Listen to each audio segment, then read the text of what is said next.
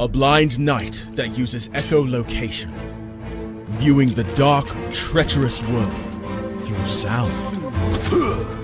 Trapped in a dungeon deep, endangered by combatants, where hazards lurk around every corner. Make sound to have vision, or don't and be stealthy. Avoid impaling threats throughout the dungeon to escape. Engage with other prisoners. Rogue Knight I've been hearing about. Could you find the key and unlock my cell? Free them to fight back with more allies. Let's take this guy. The dungeon labyrinth has many paths and even more traps. Struggle through the darkness to find your freedom.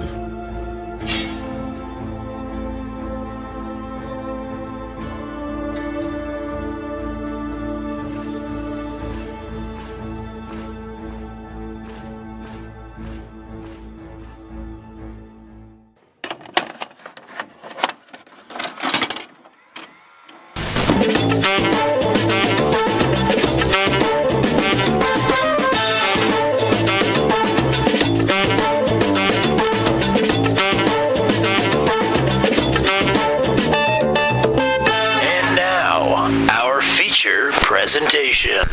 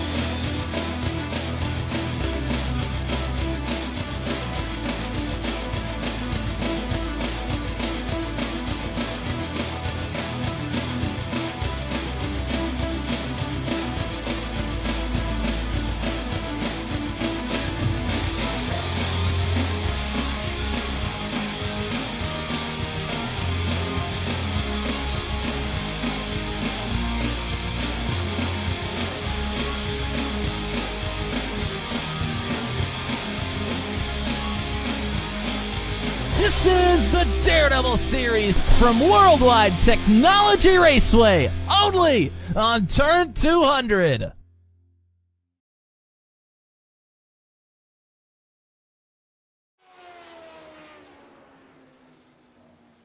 Welcome to the great state of Illinois. It's time to go racing at Worldwide Technology Raceway, a facility so nice, we're going to do it twice. It's the debut on the channel of the Worldwide Technology Raceway infield road course. 9 turns, 1.6 miles, and a field of Daredevils ready to go after one of the strangest tracks that we've ever showcased here on the channel, but an exciting one at that. Welcome to the Daredevil series here on Turn 200. It's Tommy Cook, and it's Matt Williamson back after, I guess, 2 weeks off now, as we missed you at Iowa.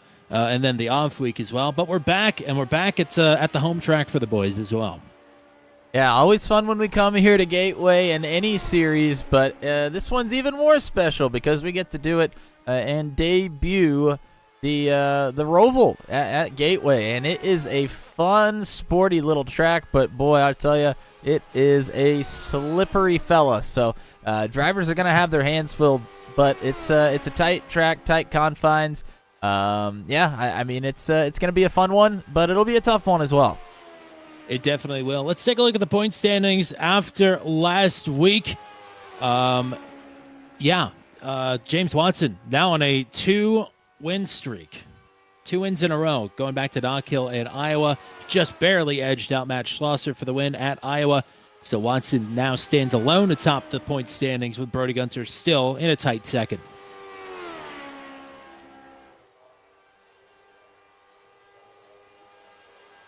Yeah, and after that, Matt Schlosser is 1,000 points behind. Obviously, that is the number of points you get for a win. So, when you get wins like James Watson has over the last couple of races, you really prop yourself up above the competition. The only driver that's really that close is Brody Gunter.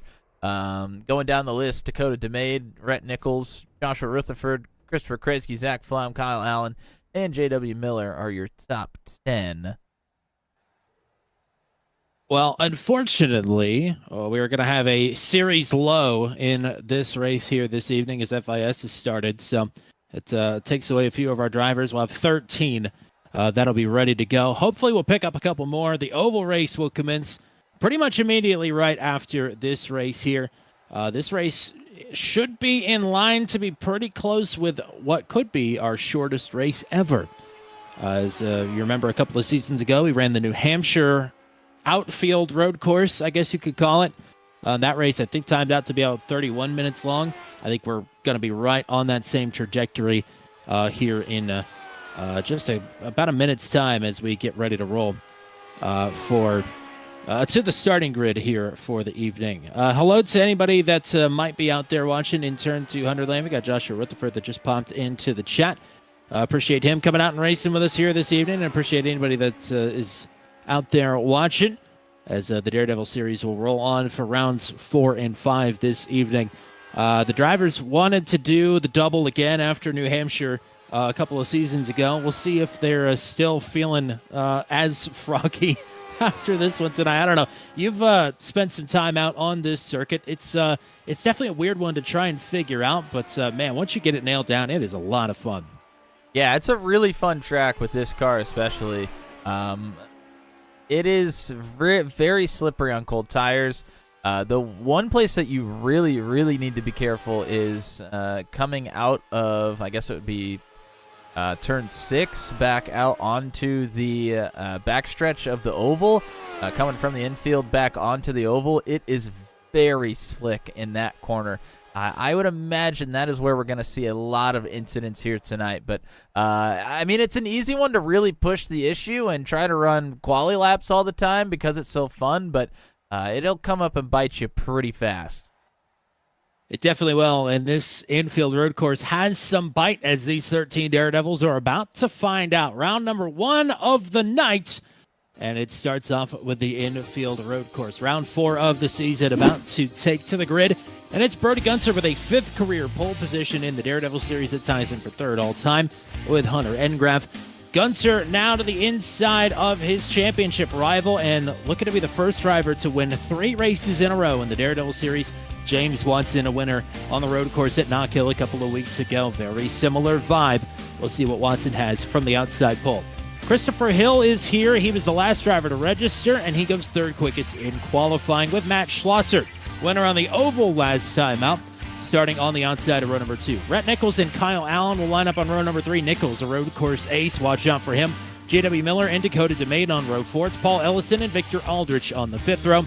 The Rutherfords, Corey leading Joshua on row number 6, and Austin Lafferty, the 13th and final driver on the starting grid. Let's get the weather conditions as these drivers are already about halfway through the infield circuit here. Yeah, track temperature right now is 91 degrees, so pretty warm, but not real hot by any means. 80 degrees is the ambient temperature here. 35 laps around the Gateway Roval here for round number 1 of tonight. Of course, the oval coming up here right at the completion of this race. The fuel is about 31 laps, somewhere around there, so there will be a pit stop necessary just for a splash of fuel. And it could be interesting to see if some drivers elect to come down around lap 5 or 6, maybe get themselves in some clean air to be able to attack the back part of the race and not have to worry about fuel after that. So it'll be interesting to see if anybody tries that strategy here tonight. This one is going to be quite interesting. You mentioned it. This car is a little loose at certain points, and it is loose everywhere on cold tires. You can see these drivers frantically trying to pummel some temperature into their 4 tires here. Gunter weaving. He'll be in control, but the flagman has the start here at Worldwide Technology Raceway. It's our Gateway doubleheader. It's Gunter and Watson. The Daredevils on the move. Headed for the left-hander. the transition from the front stretch into the infield. Gunter has the lead. Watson a little bit loose. Comes under fire from Hill, but Hill hangs on to third. Oh, and there's Schlosser off. He's going to have to cut through our first chicane. And Schlosser will lose a couple positions and will have to give some time back here. It is a double chicane section into a long looping keyhole, basically. And then the left-hander, the transition from the infield to the backstretch where you see everybody getting a little bit loose there. It's like there's an oil slick on the transition. But everybody manages pretty well. Fairly clean opening circuit. And the pole sitter, Brody Gunter, is going to lead him back across the stripe. Watson, 3 car lengths back. Christopher Hill, another 8/10 behind in third, with Rhett Nichols right behind him. J.W. Miller holding down the 5th position. Watson, see, you know, for anybody that's done a long enough run with this set at this track, you know you could take these chicanes flat out, but you have to work up to it. The load and the fuel tank has to get a little bit light. These tires have to get warm but not hot. You can see Watson clipping the rumble strips there on his way through the first chicane. So, patience, patience, patience. Nichols and Hill, closest battle on the racetrack right now. That's for the podium. Gunter with another sterling lap up front, 50-14. That last lap around, Hill struggled through the first chicane, and Nichols was able to pull right up to the rear wing. We'll see if Hill can negotiate it a little bit better here. You can still hear him cracking the throttle quite a bit. I think Nichols has got his car a bit up to speed a little bit quicker as he tries to go out wide through this weird, you mentioned it earlier, double apex, very strange corner there. Yeah, we'll have to go on board with somebody here so we can get a good look at the entire racetrack. But yeah, that's a tough one because you can carry a lot of speed through like a sweeping right-hander, and there's one apex, and then you get to a fairly tight right-hander right after that. So yeah, it's like a double apex sort of turn, and it's a tricky one to do quickly. It's not a necessarily tough one to negotiate on your own and just make it through, but to do it fast, it's very hard. It feels like turn 1 at Lime Rock Park, but maybe more extreme. Nearly, there is a little bit of contact between Rutherford and Aldrich there. Rutherford will lose the 10th position to Aldrich.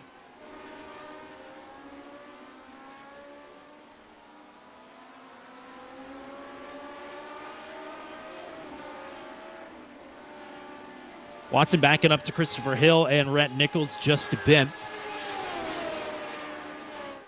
Although looking at the sector times, Watson has leveled out now about even with Brody Gunter in terms of the lap times.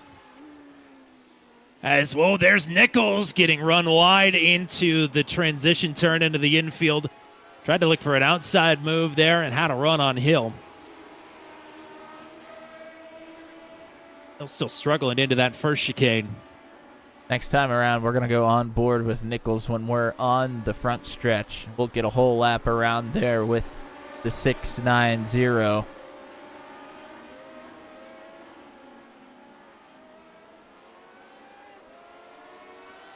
Everybody's starting to get a little wiggly. Yeah, I mean, honestly, it's a very fine line between getting the tires up to temperature and getting them way too hot. It's easy to get them really hot, and then you just have, like, no rear grip, basically. So you could take this transition flat out right about until the pavement changes colors there. Have to get hard on the gas. You're going to get a little bit loose. Nichols maybe drop the right rear into the grass just a bit, into the chicane. Getting closer to flat out. This is almost like turn 1 in Lime Rock Park, except for it almost feels like it's a 90-degree right at this point, and you're carrying so much speed into there. It's so awkward to judge. Transition out. Fairly under control.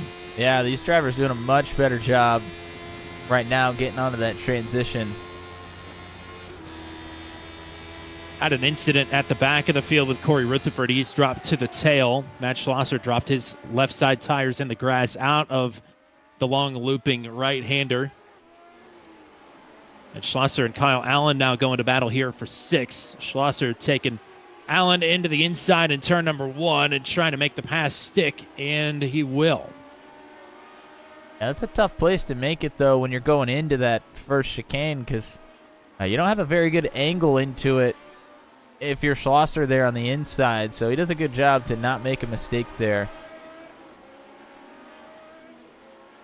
Mentioned this track in practice was a little bit dirty that was, I think, J.W. Miller dirt tracking it out of the infield. And Paul Ellison now went for a spin on that transition turn as well, so I think these rear tires starting to heat up. We'll see who can handle it. Nichols thought about a look to the outside again on Christopher Hill. He dipped a tire off into the grass there. Ooh, a little bit of fake move to the inside there as well, then hits the curbing. Oh, Nichols, man, he is sliding around. Yeah. Definitely has the pace to get through here on Hill, but has to find a way to do it concisely. The problem is I think he's really driving that car hard, and when you do that, you lose rear grip when those tires get hot. He's got to be careful. Hill does a masterful job of maintaining tire temperature on these road courses, and Nichols is going to have to be careful to not roast him too much. 2.25 seconds at the front of the field for Brody Gunter. Back to James Watson. Here's Nichols with a look to the inside, trying to take 3rd. Hill covers him up, but Nichols will come back at him with a run here. Does he dare pull it into the chicane? No, he does not. I think that was probably the best for all parties in that situation. I would agree. Definitely.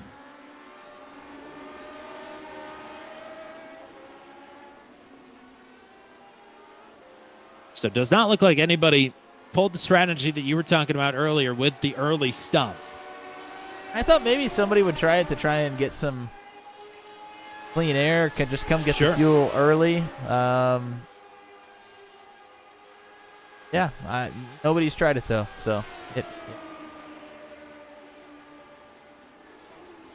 that's also a case that it takes so long to get comfortable on the cold tires that maybe once you get them up there, you just want to keep them there for as long as possible. I can certainly see that as well.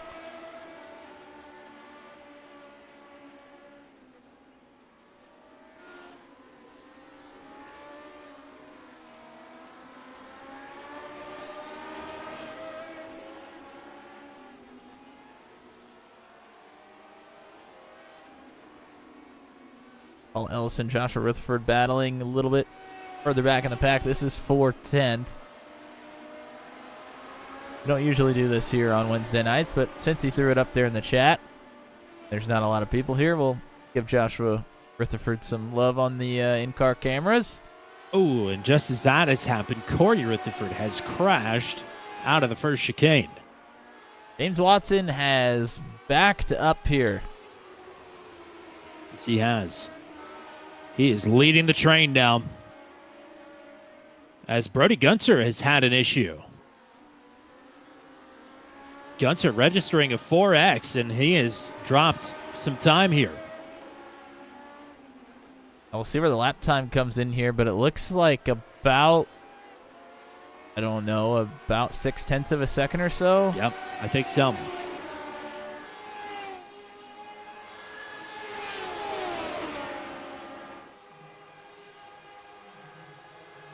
Now that this is a three-way battle for second, this is going to get very interesting.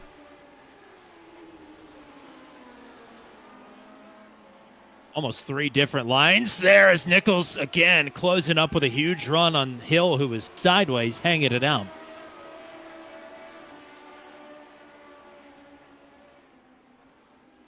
Oh, Hill is so loose. You talk about a fine line of handling. It's a fine line of fun as well. These guys are having a blast right now until one of them will go around here momentarily, I would imagine, as these guys are unrelenting.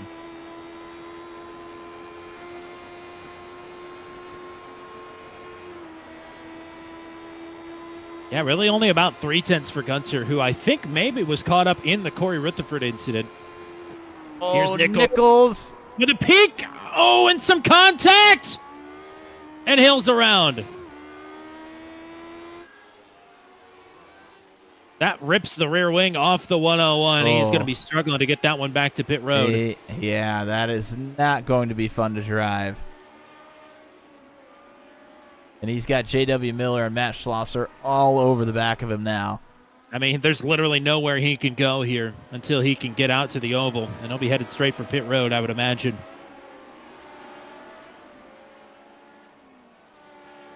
I have no idea how quick it is. Nearly contact there. If you can even put on the rear wing. Somebody just told Chris that he doesn't have one, and I think he could probably feel that. I'm sure he probably could.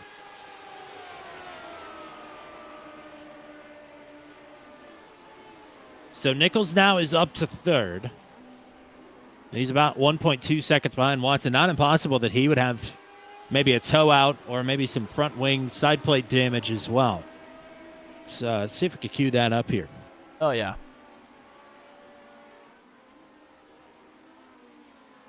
You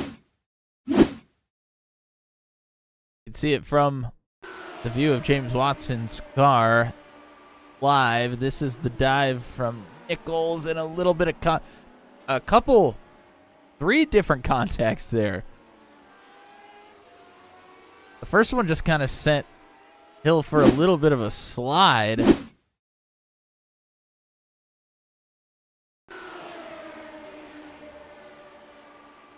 But then they came together a couple more times here. There's the initial contact. Right front tire to left rear tire. And that second one, it looks like there was maybe a little bit of netcode contact the second time. And then that is the finisher off there.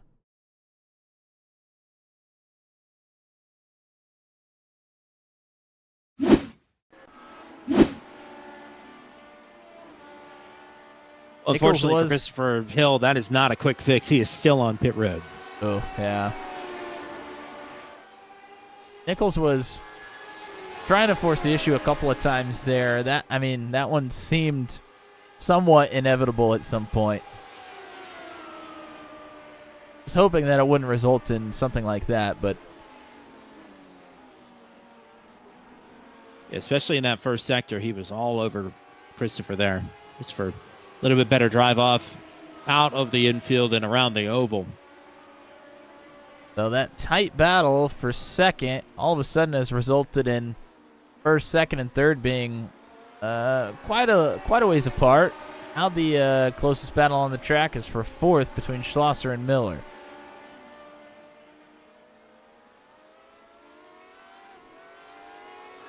Going up on the halfway mark of the race, and we're only 13 minutes in.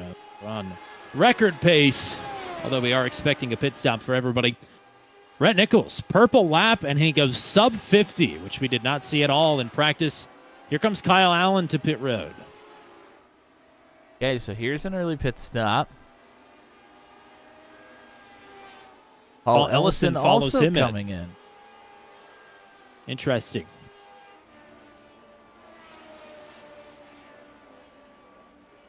Interesting because the lap times theoretically should be getting quicker with the fuel load going down.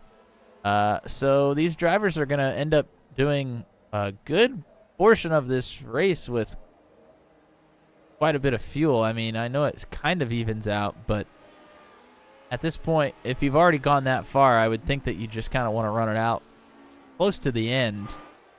But maybe trying to get the tires cooled off a little bit. Maybe that might help.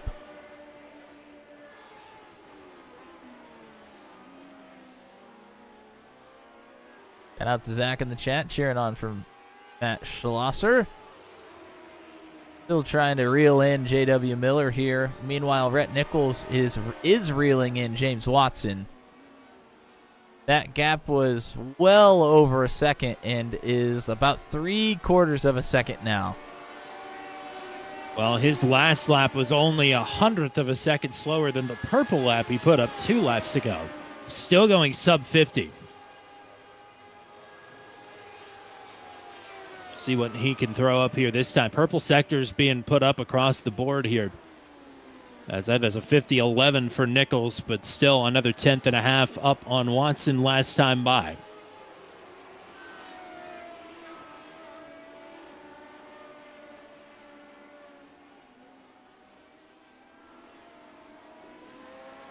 Gunter threw a lapped car.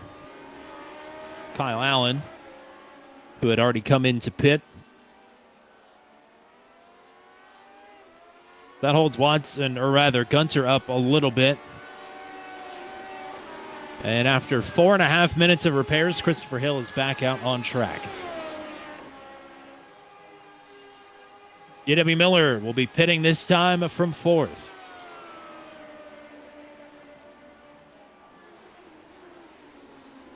Trying to maximize pit entry.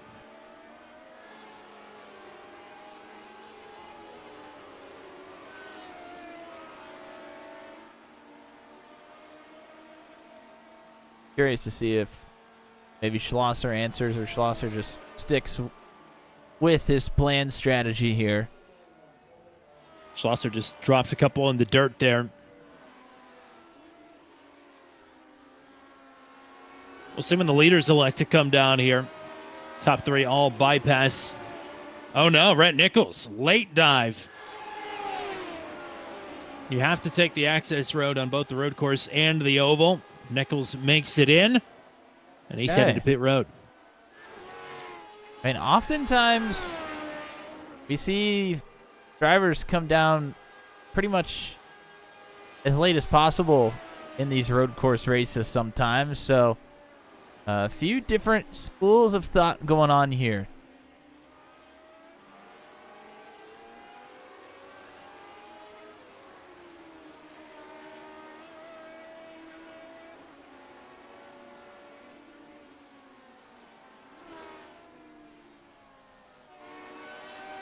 Oh, Matt Schlosser way off the track there. Now back onto the pavement. He'll lose some time.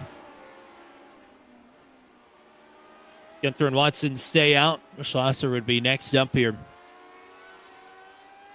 And he's going to come in. 400 coming in for service here. Coming to lap 22. So we'll see how much time was lost with the slip up there. Oh, problem for Joshua Oh, Rutherford. Yep. I'm surprised that's really the first time we've seen that. But Rutherford is coming into pit road. Just a spin there on the transition. The very tricky transition from the infield to the oval.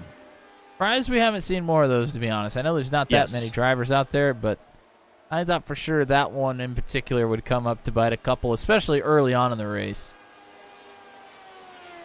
There goes J.W. Miller. Schlosser just coming off. Wow, even with the slip up side by side. Yeah, even with that slip up from Schlosser, able to get out there. Now he is going to be on a little bit cooler tire right here, so Miller should be able to put a little bit extra time on him. Schlosser right out to the grass.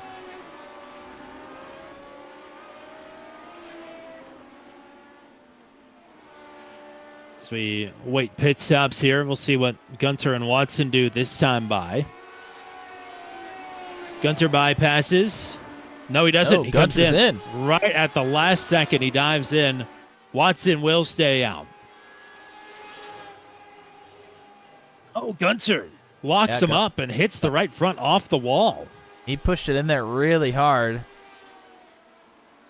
No penalty his way, but lucky they didn't have the Jeff Burton stairs hanging off the wall like they are right at the start-finish line.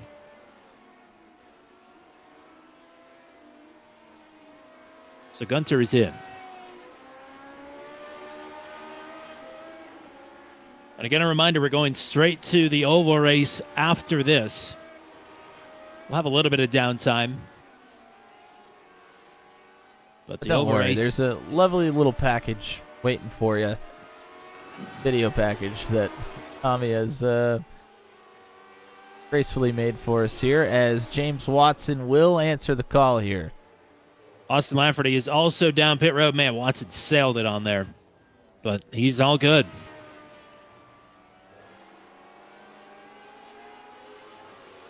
And again, we go back to Miller and Schlosser.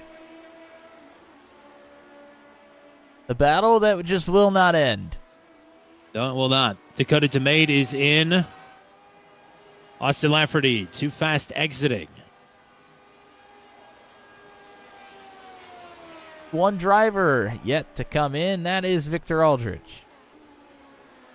Aldrich, the new race leader, as Watson comes out, and he comes out right behind Brody Gunter.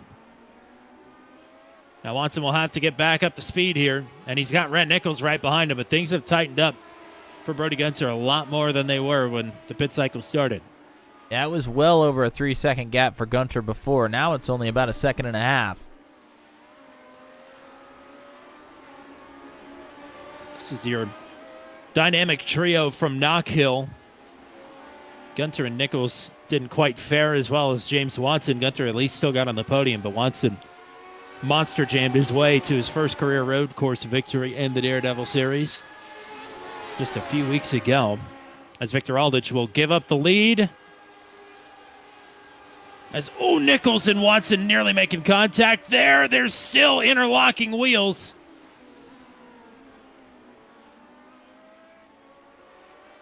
And Watson will prevail for now, but Nichols is chomping at the bit here.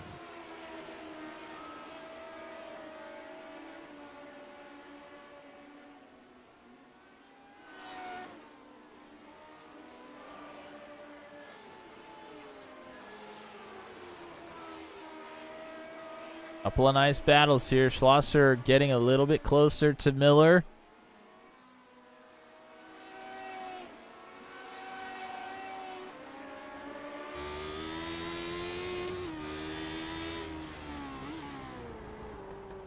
Oh, you see the big slide and wheel input there from Schlosser. Going to lose a bit of time.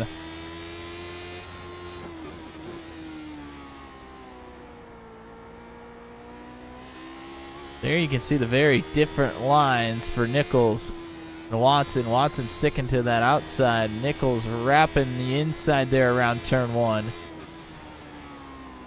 Nichols is just buttery smooth through that opening sector.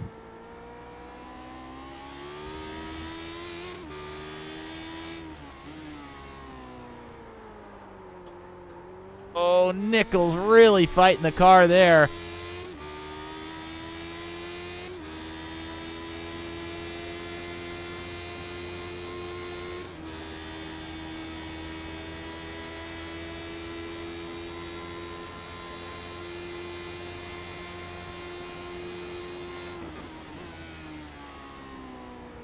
This time, Watson goes for that inside wraparound. And actually was able to maintain that gap as well.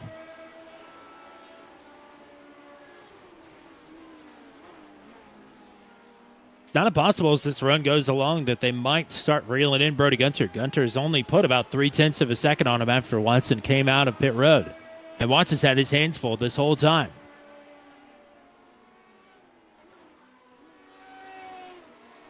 Looking at the sector times, it started to swing back the other way. Watson is looking to have a faster lap here than the race leader.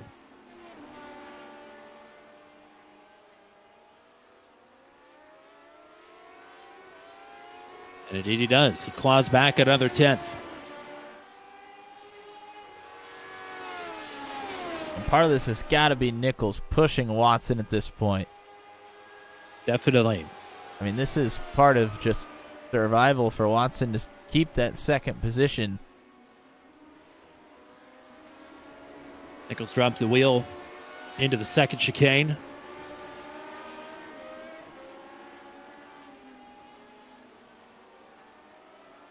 Gunter lights up the middle sector. Puts another 10th back on Watson. These two just trading sectors back and forth. From 1.8 seconds.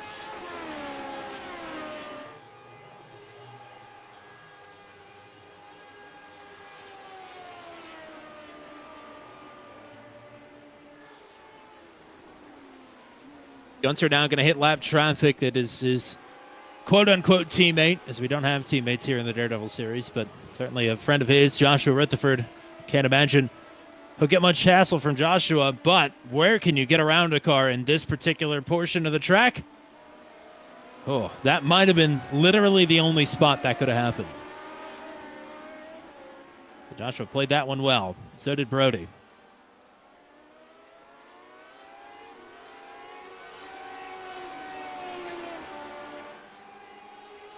This is, save from Joshua just kind of pulling over and slowing way down. There's really not a lot of places to let somebody by very easily here.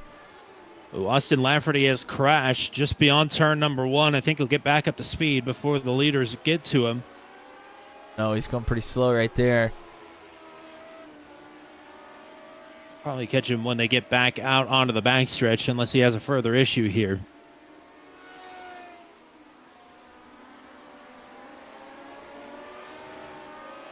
Gap's down to a second and a half. Keeps kind of going back and forth between 1.5 to 1.8 seconds. They've been right in that range, Watson and Gunter have, for basically since pit stops. Watson trying to keep clean air on the nose there in the corner and keep the slipstream down the straight here on Rutherford. Starting to run out of time here, though, as it's just 4 to go now. Oh, has to jam on the brakes there hard.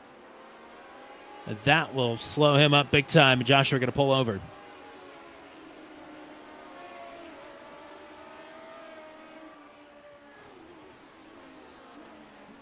That battle for fourth. Schlosser keeps just inching closer to Miller, but not been able to find a spot to really make a move. Watson trying to get around Austin Lafferty. And he will. Nobody standing between he and Gunter. But Gunter now out to a 2-second lead.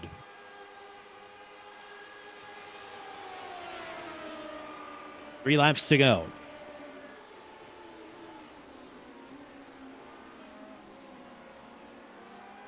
No challenge from behind for Watson, so he is just going to be in go mode here.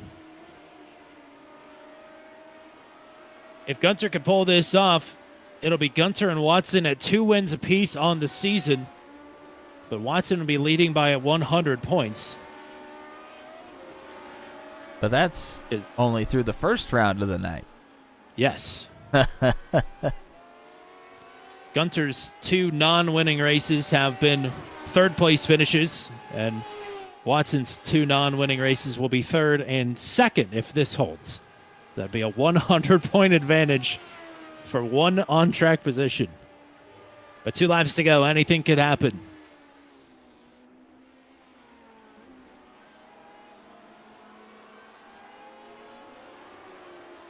Matt Schlosser has lost some time in his pursuit of J.W. Miller. Dropped a wheel into the chicane last time by. So he'll work to get that back here in the next lap and a half.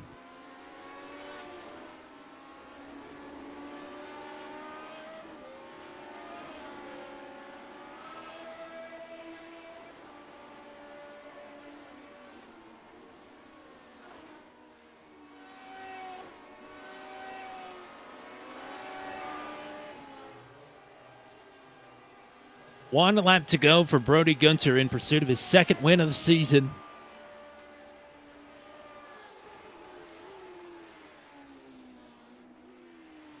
Victor Aldrich down pit road. 1 lap short on fuel from the looks of it.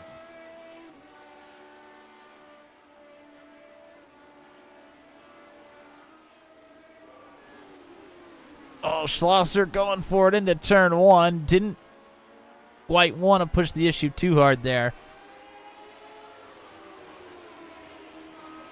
Brody Gunter transitioning out onto the backstretch. No issues. It's going to be smooth sailing for the 01 as long as the motor stays intact under the hood. Brody Gunter out of turn number 9. We'll see the first checkered flag of the night here at Gateway. Gunter takes his second win of the season. James Watson in second. Rhett Nichols will round out the podium.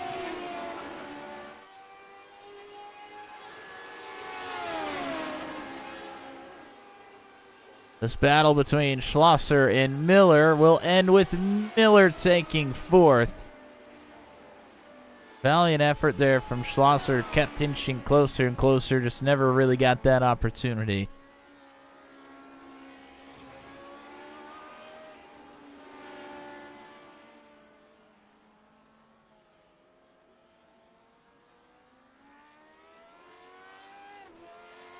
But here he is, Brody Gunter, the 0-1.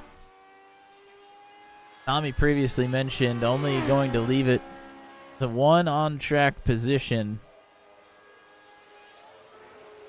to either potentially tie, potentially take a lead with just one extra position in the next race, if they were to finish first and second again.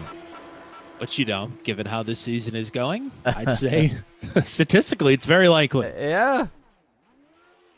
Gateway is also its own beast, to say the very least.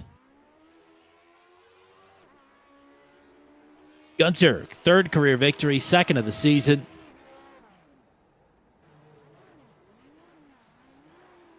And the celebration continues. Remember, don't go anywhere. We'll have a short little intermission after the interviews, and we'll be right back with the Oval. So go grab a snack or do your pleasantries and come right back. We'll be waiting for you.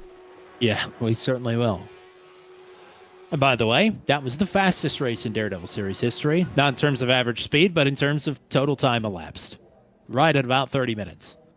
Actually, the number is 29:59. The old record was 31 minutes. So, new fastest race in Daredevil Series history. As the celebration concludes for Brody Gunter, let's give you a full finishing rundown here from the road course at Worldwide Technology Raceway. Brody Gunter with his third career victory, second of the season, and believe it or not, his first on a road course. We'll talk to him here in a second. James Watson will finish runner-up, and it will be Rhett Nichols who will round out the podium. J.W. Miller in fourth, Matt Schlosser rounds out the top five with Dakota DeMade in sixth, Kyle Allen in seventh, Paul Ellison in the eighth position, ninth for Joshua Rutherford, and 10th for Victor Aldrich. 11th for Austin Lafferty. Christopher Hill does finish the race multiple laps down in the 12th spot, and the only DNF on this race is Corey Rutherford in 13th. So let's go looking here for your third place finisher. We'll bring Rhett Nichols straight into booth 200 here. Congrats on the podium, and a hard-fought one at that. Some contact there with Christopher Hill, but I mean, regardless, you had outstanding pace here this evening, and this is a really tricky track to try and find that. Yeah, this track was absolutely eating tires. I don't know what kind of PJ7 material they put in that long right-hander, but it absolutely just ate tires.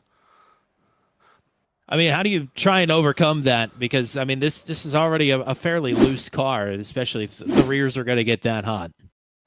Yeah, I didn't figure it out. You're going to have to ask the people who had it in front of me. I ended up burning the fronts off the car, and then about halfway through the race. So then I started using the right pedal to turn the car, and that burned the rears off the car. So I couldn't figure out how to turn the car left, right, or keep it straight.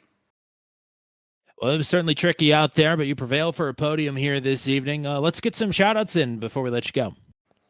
Yeah, shout out to Chris. I hate to have some contact in this league. This is a great league. Shout out to the league runners. Got a shout out to my team, Team Watson Racing. I did reach out to Chevy to put a Chevy engine. I thought we were running the oval first, so we put the oval engine into the car, but hopefully it stays alive for the oval race tonight. Yeah, we didn't put too many miles on it, so that's the good news for you. But regardless, we'll hope to talk to you again here in just about an hour. Thank you very much. Going a little bit quicker than normal, just to make sure we've got enough time to transition from session to session. So in the meantime, we'll talk to your runner-up finisher. It's not 3 wins in a row for James Watson, but he'll keep a narrow points lead headed in to our second leg of the night, and still alive with the podium streak as well on the season. Congrats on a strong run here tonight. Thank you. Yeah, I think that was about the most I could hope for, really. Birdie was just that little bit quicker than me, so I think I really got all that there was to get on this one. I mean, you two were trading lap times back and forth there after that pit stop. It really came down to, it seemed like you caught lap traffic at some of the worst spots on track that you possibly could. Yep. But I mean, how did you manage to overperform the way that you did in comparison to a lot of the other drivers who looked like they were just absolutely struggling to keep this car underneath of them? I mean, your car looked like rock steady out there. I'm sure it didn't feel that way though. No, I mean, thankfully, I'm comfortable in a car that lacks rear grip. It was just kind of difficult because like there were some corners, especially the sweeper and turn one, that just kind of lacked a little bit of front grip in center, and that's kind of why everyone was having issues. Was you were having to jump on the throttle to induce rotation through the center of some of those corners, and because of that, everyone was pretty well sideways. So I just a little more experience when it comes to a car like that, but yeah, it was definitely an interesting race trying to work with that. Well, let's get some shout outs in headed into the oval race with another podium on the season. Yes, sir. Got to thank you and everyone else here at Turn 200. I got to thank my folks for watching at home, National Racing Network, Dizzy V Designs, and ZAS Designs for putting together my paint schemes, boomer button boxes, icon sim racing apparel, and Binks Designs. All righty, partner. We'll hope to talk to you again here in just about an hour. Here's hoping. All right, and now, second time this season, we get to talk to Brody Gunter as a race winner. Third time in his Daredevil Series career, and first time on a road course, believe it or not. Really tricky track car combo here tonight. It's, I'm sure, equal parts fun and also equal parts holding on for dear life. Yes, so that's kind of like what I hoped Knoxville was going to go like for me, but sadly didn't. But yeah, luckily I kept the car underneath me the whole race. Ran a lot of good and consistent, clean laps. Probably could have done the pit stop better, whether it could have took less fuel or made done the access road a little faster to stop Rhett and James and getting big time me. But I would have got a 0x2 out of the whole race if the LA Corey wrecking in front of me didn't give me a 4 because I passed him by. Well, I mean, with Watson coming out right behind you there, you two were trading lap times back and forth pretty consistently. But also, I mean, you caught lap traffic in decent spots. It didn't seem like Watson had that sort of luxury. I mean, when you're running on a track that's so constricted like this, the luck factor does come in a little bit. But you certainly had big-time pace at the front of this field regardless. Yes, so definitely. I mean, we didn't catch like a crazy amount of lap cars. I feel like not Knockhill amount, I can tell you that much. But I think I only caught a couple. I think the first one I caught was Kyle. I caught him in a little bad spot, lost half a second. But other than that, yeah, they were all pretty clean and easily dealt with. All righty, partner. Well, we'll look to see if you could take the sweep on the night here in just a little bit. But in the meantime, let's get some shout-outs in before I let you go. CGI Graphics, Moose Productions, everyone that raced in the road course side, which I'm currently on track with right now on the oval side, as well as you guys for broadcasting and putting on this show at Turn 200. All righty, partner. Best of luck. We'll hope to talk to you again here in a little bit, but go celebrate at least one win here tonight. All right, thank you. And with that, we will transition now on over to our second race of the night. Like Matt said just a minute ago, don't go anywhere. You can look at what you can expect for tonight's oval racing portion of our program with highlights from our Season 5 finale in September of 2024. It's, in fact, been a year and a week since we raced last at Gateway in the Daredevil Series. And here is how that went. The fifth season of the Daredevil Series, a celebration of Daredevil racing, will conclude after 75 laps here tonight, and a champion will be crowned. Victor Aldrich, Christopher Hill, James Watson, and Dakota DeMay. The front two rows barreling towards turn number 1 at Gateway. Aldrich from the pole immediately will slip back and puts James Watson in the middle of 3 wide. Dakota DeMay will roll out of it. A little bit of contact further back. Drew White, Austin Lafferty, and Corey Rutherford all got together, but still rolling. as Hill and Watson, the championship protagonists, first and second. Oh, Drew White, Nicholas Isidro into the wall and crashing. I think White went up there first. Isidro with not a whole lot of places to go, and White missing the left front tire on this 15 car. And let's take a look. Oh, Drew White bounces off the wall out of 2, comes right down into the 424. As Watson in second with the purple lap, and he is going for a move underneath of Christopher Hill for the race lead. He'll pull back to the line just as Gunter pulls out behind Dakota DeMade. And now here's Watson again to the inside in 3 and 4. And Watson will take the lead. And Hill will cross him right back. Gunter gets through on DeMade for third here as well. Side by side for a couple of positions at the moment, including the race lead. Hill now on the inside. Watson able to get some momentum on that outside. And will clear Christopher Hill. So it's pretty high. Here's Hill back underneath. And look at that, around the outside. Watson. Top side might be the place to be. Oh, we've got trouble further back. Caution is out. Estep, Ellison, Rutherford, and Flaum. All with problems. And immediately shoots right up the racetrack. You can almost see the moment that it happens right there. And at that point, you just have to back way out of the throttle, but sometimes that's not even enough. Ellison is running it down low to try and get some good drive off.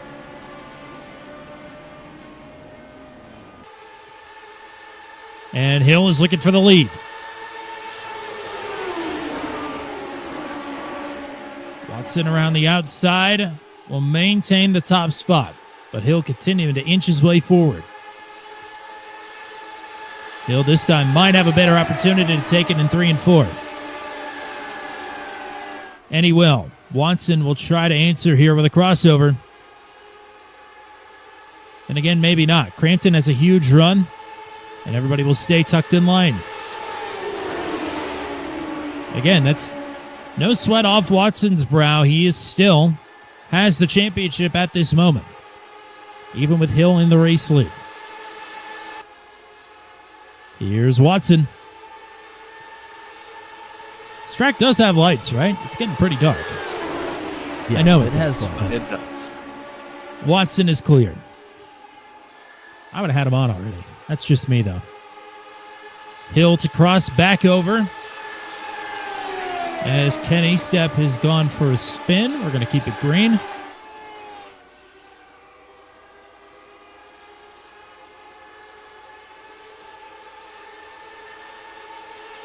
Here comes Matt Schlosser looking for third. Thought maybe he'd have a peek at Watson there. But he's right where he wants to be on this inside, still with the positioning. Now here goes Watson. Watson looking to get through on Christopher Hill. Hill will cross him right back over.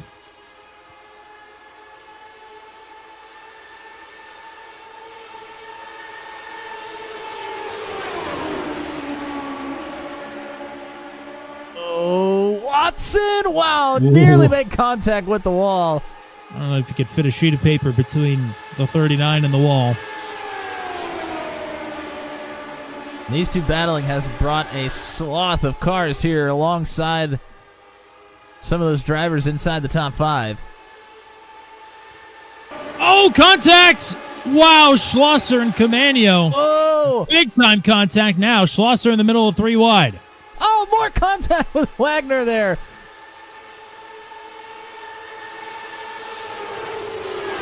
Whew. Close call. Oh, Christopher Hill coming down pit road. Man, that's not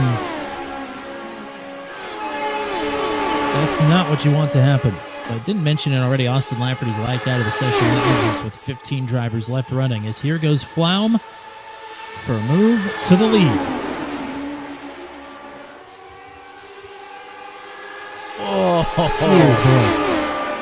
Wow, Schlosser all the way down on the rumble strips to clear Zach Flaum.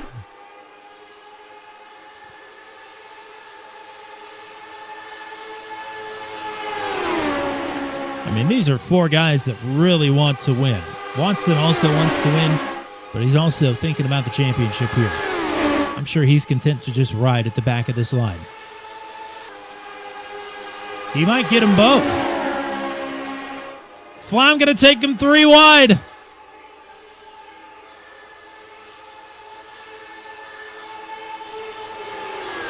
Oh, boy. Schlosser. Oh, no! Around! Flaum for a spin. And we're going to stay green. Trying to keep it pinned down there on the bottom. The right rear tire did not like that one bit. Oh, there it is. Oh, no! Oh, my. That was contact. I'm not even sure it was real contact, but it was between Dye and Gunter, and Christopher Kresge is going to get involved there as well. His contact with Ryan Dye did not happen. Not saying they wouldn't have maybe touched wheels, but I don't think this would have happened. And then, this is what I was talking about. He, pseudo gets hit for a second time. His car just starts spinning sporadically with no other contact. I don't really understand that at all.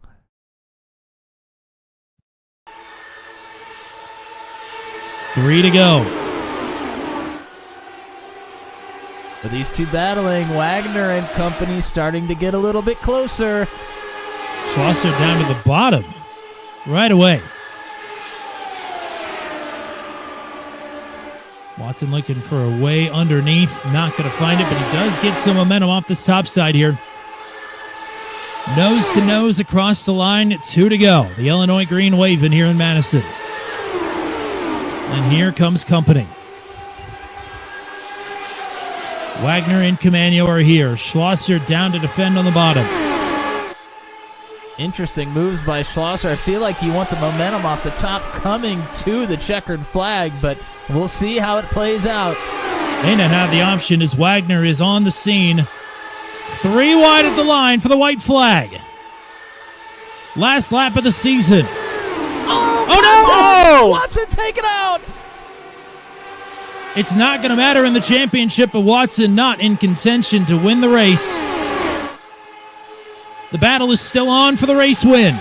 Schlosser and Camano, 2 drivers looking for their first win. Zach Flaum looking to steal from third. Here they come to the checkers. Camano goes for a spin. Flaum with the run. He'll duck out of line, but Matt Schlosser will hang on for the race win. Both of them kind of dive to the inside. Wagner still moving down right there in the middle of one. Schlosser moving up just a tad.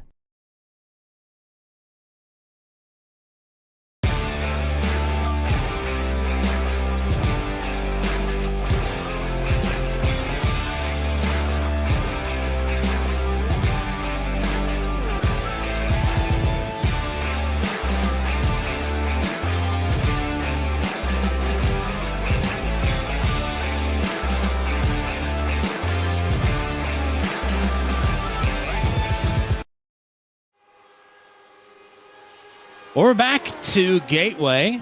Now it is a little bit different. Yes, it is darker, first of all. The lights should theoretically be coming on here shortly. But also, this track surface is darker. Now, Mr. Matt Williamson, why could that be? How did the track state go from gray to charcoal black in just 10 minutes?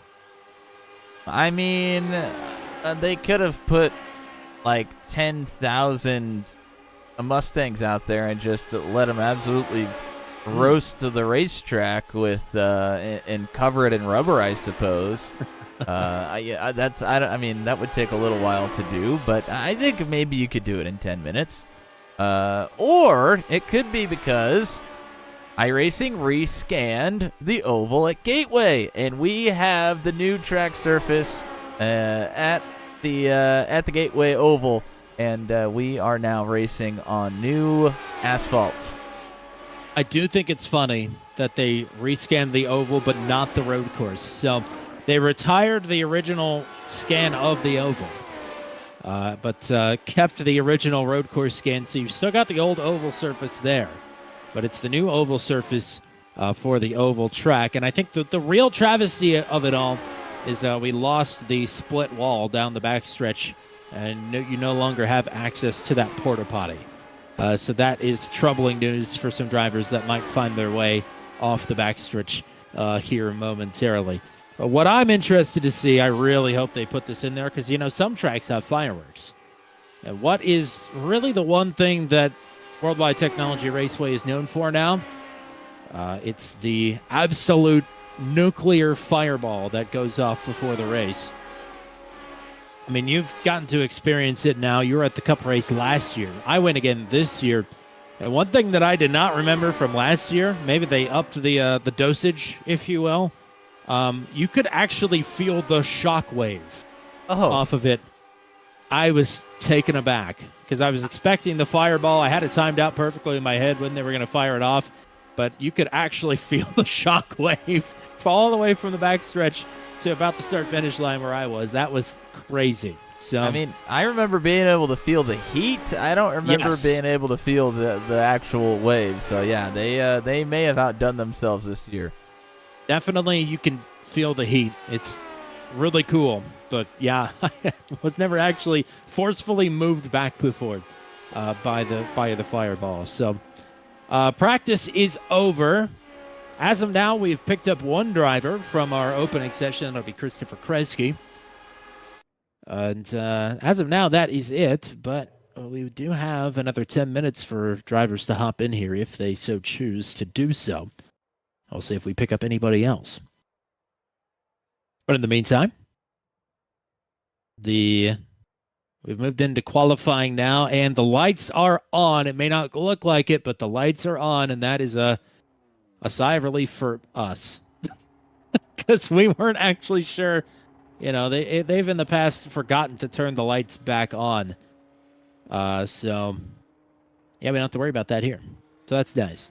Now, I also just realized I didn't do a driver's meeting. So the back half of qualifying, after everybody's turned a lap, I'm going to have to do the driver's meeting as well. But hello to Mr. Nathan Carroll, who was in the chat. And interesting point of order here that we should go over. The Venom Truck Series in 2 weeks' time. Nathan Carroll will be making his Turn 200 play-by-play debut with help from a gentleman named BJ Lane in the Heart to Heart Motorsports streaming channel. They'll be streaming the Venom Truck Series race from iRacing Super Speedway while you and I get to gallivant out on track for the evening. Well, there will be no gallivanting going on. There will be elbows out racing, and you and I are fighting for something. Yes, we are. We are fighting for control of our team. That is what we have put on the line. You and I are, not to toot our own horns, we are just as capable as anybody in winning a super speedway race, and that is exactly what we are there to do. Make no bones about it.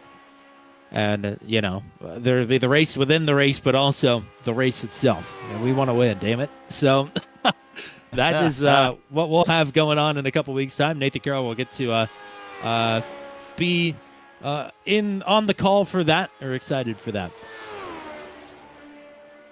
So time's going up on the board, and my software is all over the place here. Not really sure what's going on with it, but provisionally Kyle Allen is on the pole. 28,686.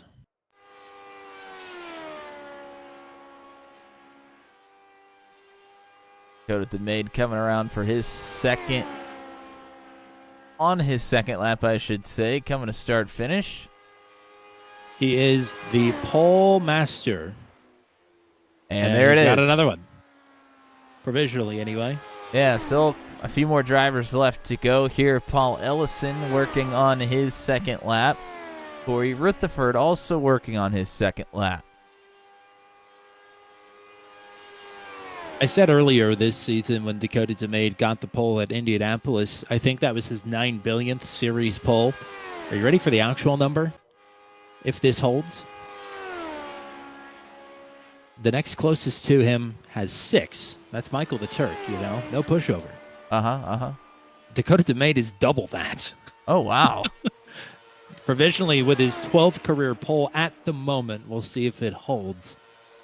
As some final lap times rolling in. James Watson is now out onto the track, and he'll be coming to green this time.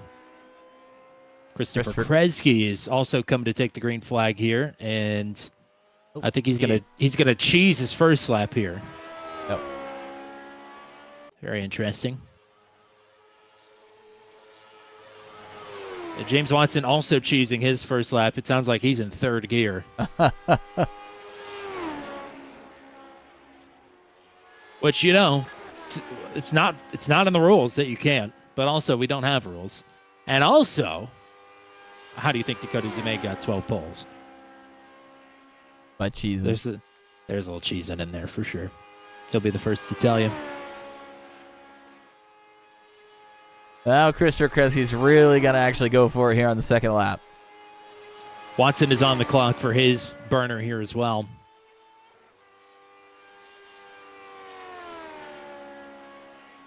Watson had to roll out of the throttle big time, though. I'm not sure this lap is going to be any good. Kresge seems to be pretty good here. We'll see what he can put down. Nice and tidy out of turn number 4. He has good qualifying pace, and that will put him P4. See what Watson has across the line, and Watson, is only 12th. Ooh. So he'll be at the back here. Yeah, well, I mean, the one good thing he has going for him is his major championship adversary at this point, Brody Gunter, was only good enough for 10th, so they will be starting just front to back from each other at this point. Well, I hate to do this to you. I have to leave you to your own devices here for a couple of minutes because I forgot to do the drivers' meeting. So got to have a little powwow with the drivers, and then we can get back to business as usual. So good luck entertaining yourself here for the next couple.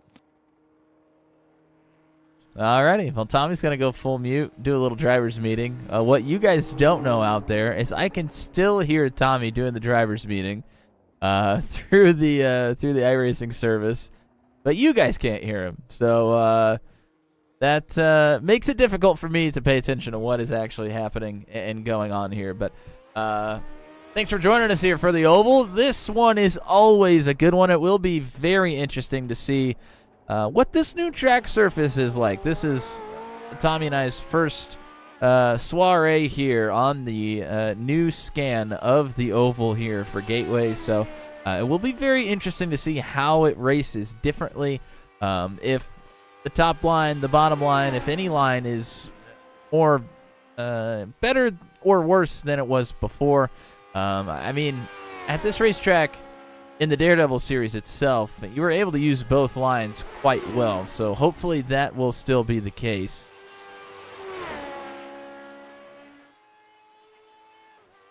And since we are doing a double here tonight, I do think we have it's a little bit of a shorter amount of laps than it normally would be. So, I mean, if this thing goes green, this thing could also be done pretty quickly.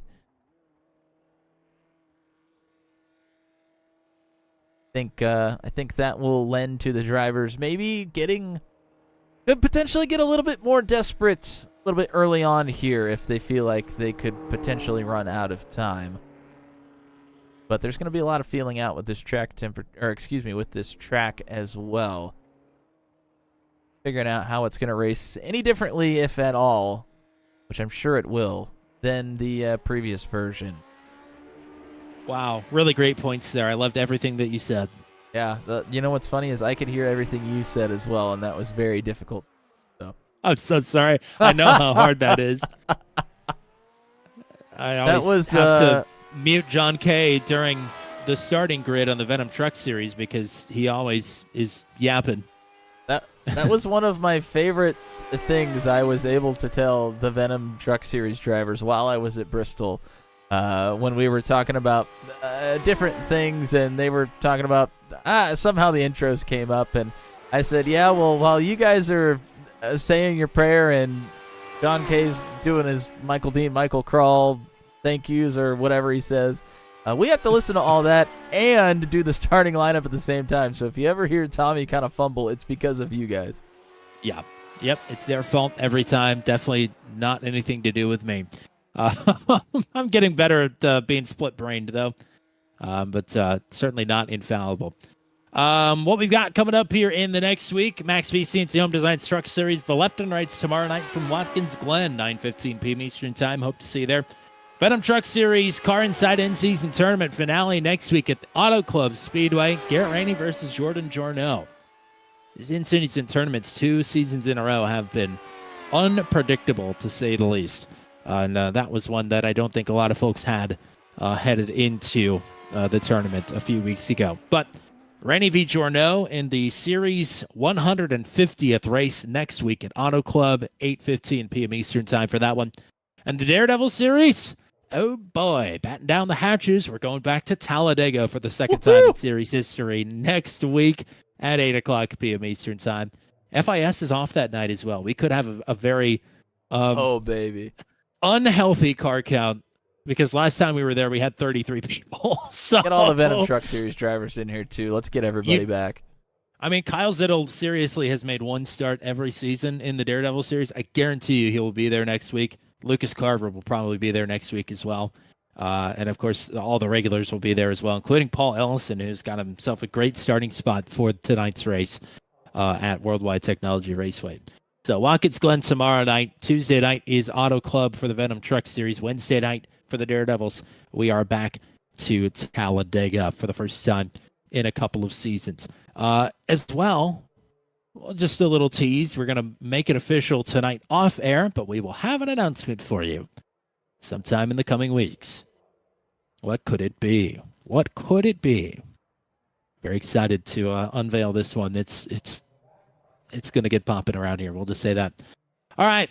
The session has expired. It is time to go racing for leg number 2 of the doubleheader here tonight with the Daredevil Series at Worldwide Technology Raceway.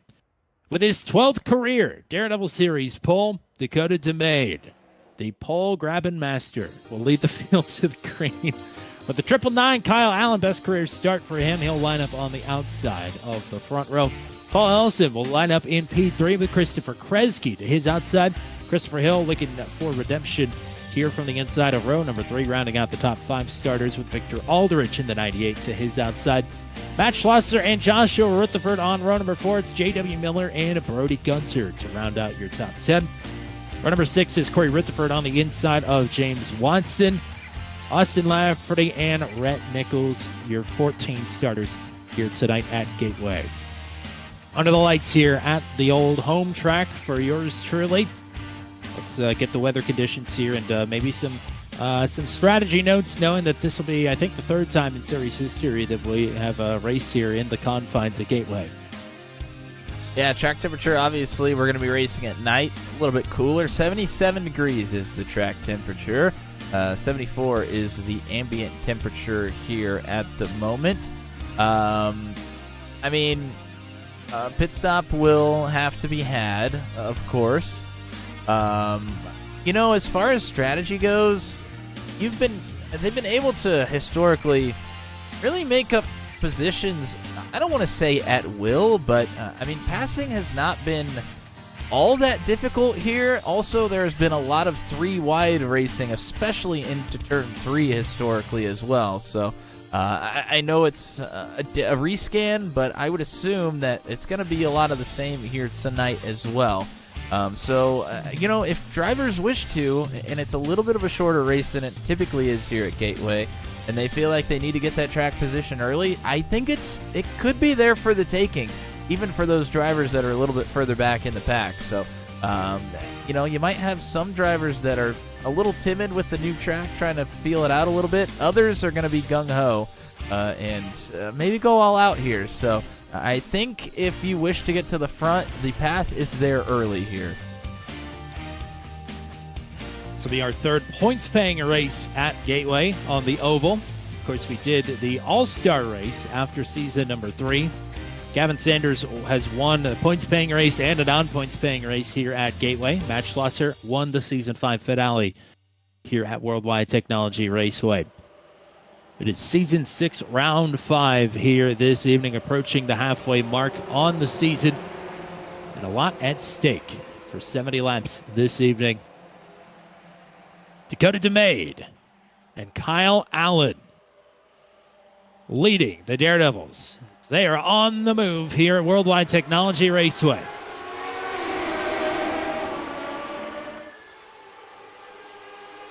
DeMade will take the whole shot.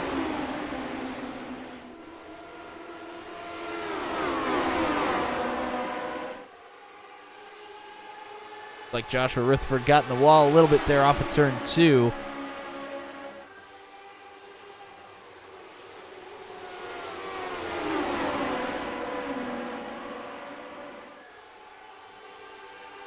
Kresge going to challenge for second here as DeMade will lead the bunch into turn number 1. Ellison dropping back and will continue to do so underneath of Victor Aldrich. So here's Allen and Kresge with the snake into turn number 3. Allen leaving just enough space for Kresge up top. You talk about it's not hard to pass here at Gateway. You do have to set it up, though, and this is a textbook setup here from Kresge, going high in 3 and 4 to try and give himself the big run down the straight. They're 3 wide behind them. It's Kresge and Allen are wheel to wheel. And DeMade is driving away up front. That was James Watson that pushed the issue with Brody Gunter and J.W. Miller back in the pack. Watson is on the move, up to 6th now. Christopher Hill now going to challenge Christopher Kresge as they're packed up behind Kyle Allen in second, but Dakota DeMade is up front and pulling away. Yeah, now that Allen is not side by side, he's starting to reel in DeMade little by little here, but we have seen it before on bigger racetracks, albeit. If you let that lead car get too far out front, they could just potentially be gone. So you don't want to let that happen, but Allen and Kresge now reeling Dakota DeMade back in. And they're doing it together. Kresge looks to clear. Allen hits the outside wall. That was close. Allen now down to cover off the advance of Christopher Hill. There's again nearly wheel-to-wheel contact between Allen and Kresge. Hill going to try and power on the outside as they are packed up here. Here's Watson 3 wide. 3 wide into the tight section here into 1. Whoa. Allen wants out, but he cannot find his way out. There's J.W. Miller on the top side. Now Gunter 3 wide with Victor Aldrich. Watson able to keep the momentum there on the bottom as well. I thought for sure he'd struggle off the corner there. Watson is moving here early. Here is Hill now to the inside of Kresge. Christopher side by side as DeMade is falling right into the lap. Hill looking for a 2-for-1 into turn 1. We're so back. We are definitely back. The new scan has not missed a beat here in the Daredevil series, no doubt about it. The Dakota DeMade pulled back into the pack now, right in dangerous territory. Moves to be made all around. Here's Kresge to the inside of Hill. There's Gunter to the inside of Allen. James Watson to the inside of DeMade. Kresge holds on to the top spot as Hill now going to pull back up to the outside.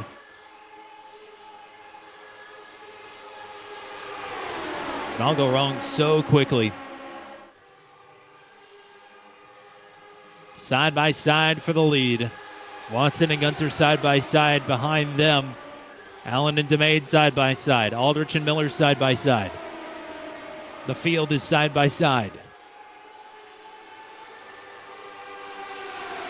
And for once, I'm not taking the field.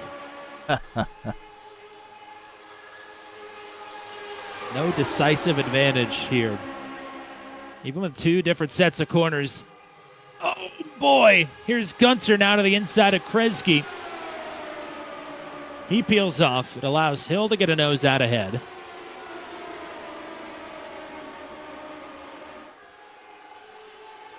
Hill scrapes the wall with the right rear.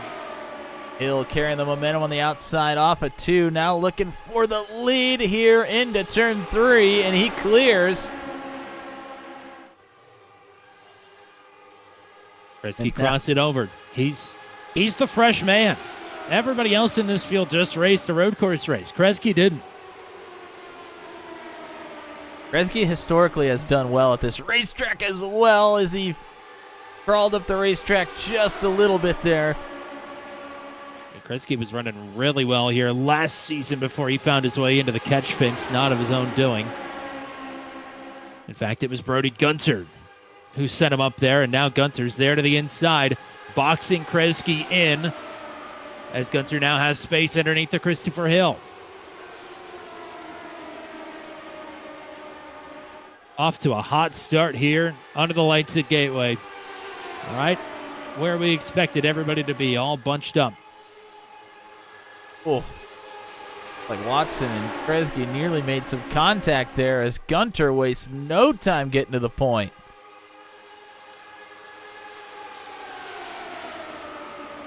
I don't even know why I'm going to mention it, but I will say we've never had a round of green flag pit stops here at Gateway with the Daredevils.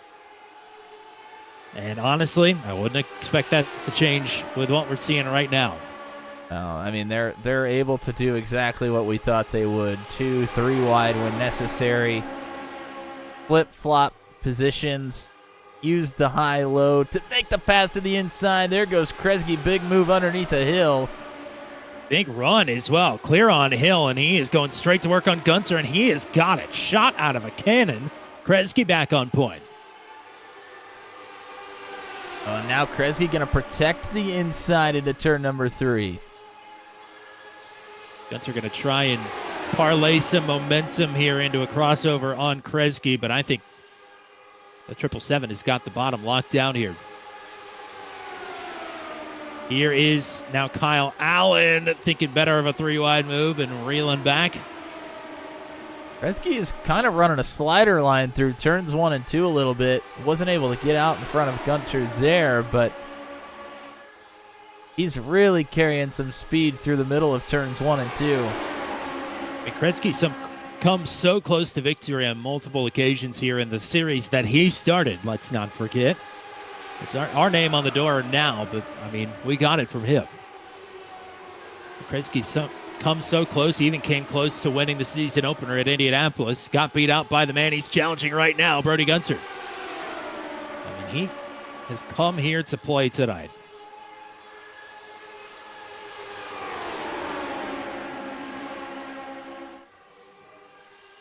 Here's the crossover. The leader of the Kermit 9, leading him across the stripe. Haven't heard that in a while. Deep floor. I saw that the green on the driver on the helmet. tub. Yep. Deep lore. Oh! Well, Brody Gunter from a couple of weeks ago, that would have been netcode. And we got new broadband. Not just Gunter from a couple of weeks ago. This car from like a year and a half ago, with the netcode was absolutely terrible in the Lotus 79, and they have made that much, much better here in the recent year or so. So these drivers are able to, fight a little bit closer together than they used to be able to in this car. Without the netcode coming up to rear its ugly head. Ooh. As Kresge and Gunter nearly got together there. This is Chippy at the front. We did have a close call last lap with J.W. Miller trying to squeeze into a car with hole to make it 3 wide down the front stretch. But that got sorted out. Kresge's given up the inside now into turn number 3. Corey Rutherford thought about a 3 wide move. That hole shuts. And here's the crossover again. And Kresge has that move down to a science right now. Every time somebody gets to his inside there in turn number 3, he knows exactly what to do to get it back down in turn number 1.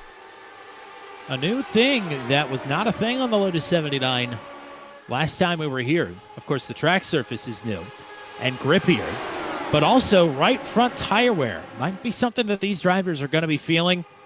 And if you get a hot bricked right front tire. Good luck getting through turns 1 and 2. It's just another dynamic into this race, even though we're all packed up right now. That could change here in a matter of laps with how hard these drivers are pushing.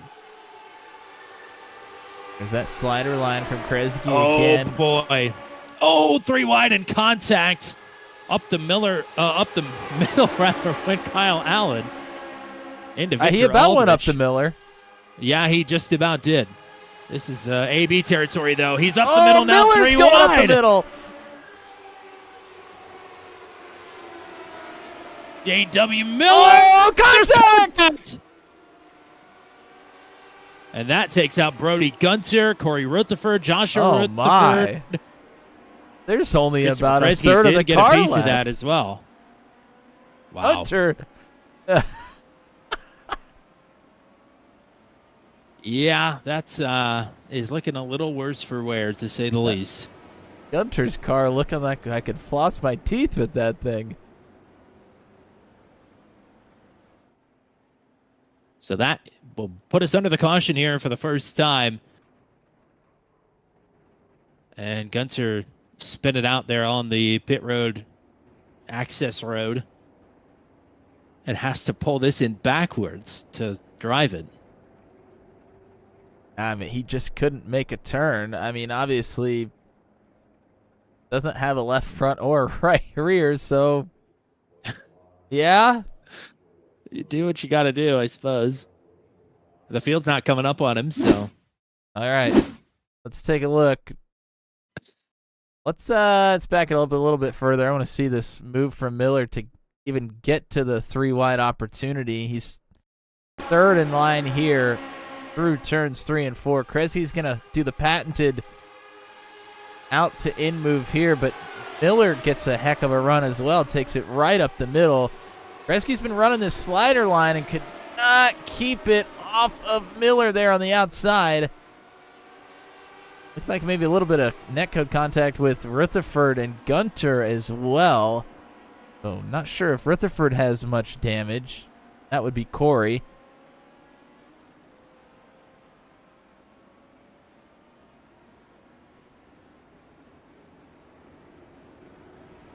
Like everybody, just about everybody's going to be down pit road here.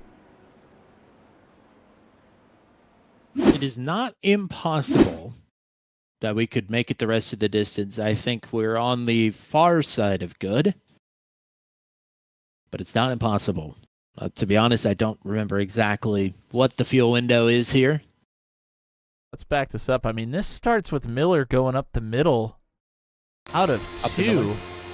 Yeah, Miller up the Miller out of turn 2. I mean, he nearly ended his race right there. Carries the momentum all the way through turns 3 and 4. And says, well, I just did it in the last set of corners. Let's do it again. It looked like he was going to be able to make it stick as well, but Kresge just could not quite keep it there on the bottom.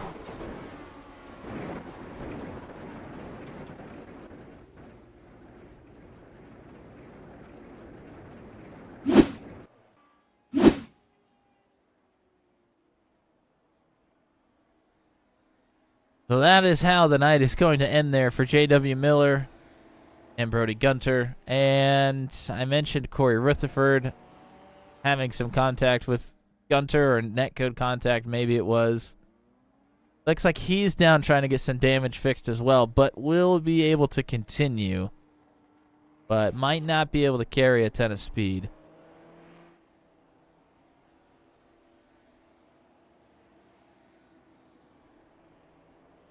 Wasn't here for Iowa last week, but we haven't had a ton of restarts so far in the season. Of course, we've already had 2 road course races at this point. So, haven't seen the single file restarts too much here in Season 6 yet. Yeah, we did have 4 cautions in Iowa, not an obscene amount. We did have a couple of hitchy restarts. Of course, like you mentioned, drivers out of practice. Hardly anybody does single file restarts anymore. A lot of space being left in line here. I wouldn't be surprised if we do have some issues. We're back underway. That wasn't the prettiest, but we're still racing into one. Curious to see how long it'll get these drivers to get packed back up, because if we have a late race caution, it'll be good to know how long it will take some of those drivers, 5th, 6th, 7th in line, to be able to get back into the pack, if at all. I mean, there's a big gap right now between Watson and Hill, and maybe they won't even be able to get there. I would assume that they would, since they're going to get packed up and not be able to go that single car speed, but So that would make a pack of 8 if Hill, Ellison, and Schlosser are able to catch up. Here's Joshua Rutherford and Kyle Allen side by side. Rutherford taking 3rd. And Allen going to cross him right back. Kresge leading Aldrich. Joshua Rutherford at 3rd. Kyle Allen. James Watson right now are the breakaway 5. Single file right now. It does not look like Hill is able to catch up to Watson. They are losing time here. And now is going to get taken too wide with Ellison. They might start employing... Yeah, go ahead. And they might have to start employing the leapfrog strategy, but I think it might be too little too late. Definitely that is a possibility as we go side by side for the lead. And this is going to help them a little bit bigger of a pocket of air. The leapfrog strategy definitely works. Probably less effective here than at the big 2-mile-plus tracks, but certainly could be effective. I mean, that's what they're going for. A gap here. of 1 second. About 1 second gap to catch the draft. Honestly, they've made up quite a bit of time. It is definitely working. You can see that gap visually coming down. I mean, just within unfortunately 2 for to 3 me, laps. I can't see the intervals because my software is bugged. It's showing an interval of negative 750 seconds right now. So I don't think that's correct. Doesn't quite seem accurate. Well, when they were playing leapfrog, they were definitely catching. Now they're more side-by-side racing and still making up a little bit of time. It's hard to pull off with just 3 drivers, a little 3-man weave down the court.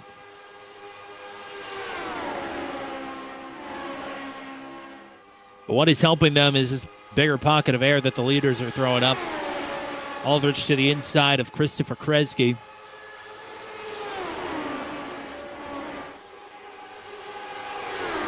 I would say Hill is definitely within draft range now. Probably don't need to weave anymore. But they're still going to do it anyway. Here's Watson now to the inside of Kyle Allen. And now Allen is on the chain.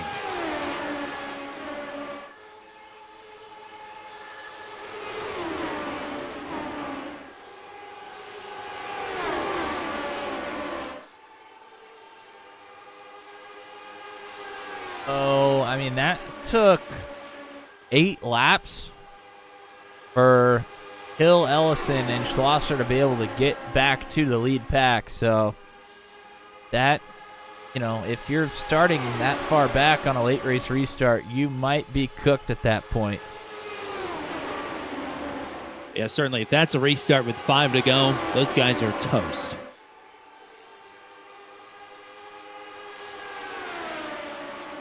But that is good work to get back up into the mix here. Unfortunately for Corey Rutherford and Dakota DeMade, Austin Lafferty, they do not have that luxury. They are a quarter of the track behind.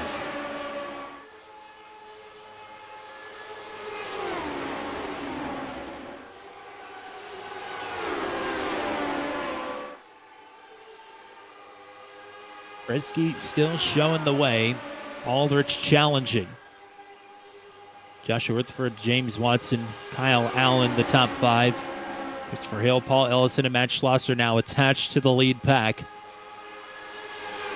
As we are halfway through the race in just 19 and a half minutes. That was with a caution. That was with a caution. It could be a very quick night here. Kresge and Aldrich certainly still going to have to come down for fuel at some point. We're not too sure on the others that came down. We're assuming that they must be good, or at least close. If they They'll at least all be able to came take down pit road, a much shorter stop than Aldrich Sure. and Kresge. most certainly. And just like we saw on the road course as well, if we do happen to get around to green flag pit stops in, how aggressively you get onto pit road is going to make a world of difference here.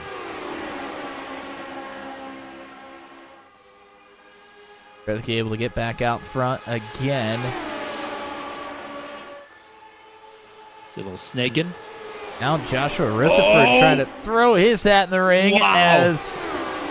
Oh, boy. I mean, Aldrich put that right front, right on that left rear, and Kresge bailed out hard. Lucky he didn't put himself in the wall. But that was self-preservation more than anything.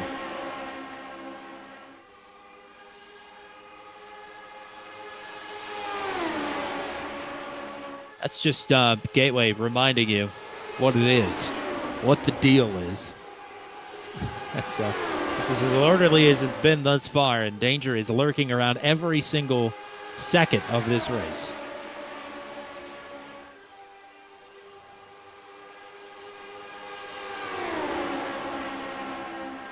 I mean, we're sitting here, less than 30 seconds a lap. We're, right around 28 seconds a lap here.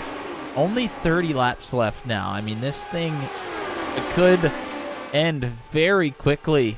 So these drivers up here in the front pack are going to have to start thinking about plotting how they want to attack in the last 25 laps of this race, because it is going to be here in no time.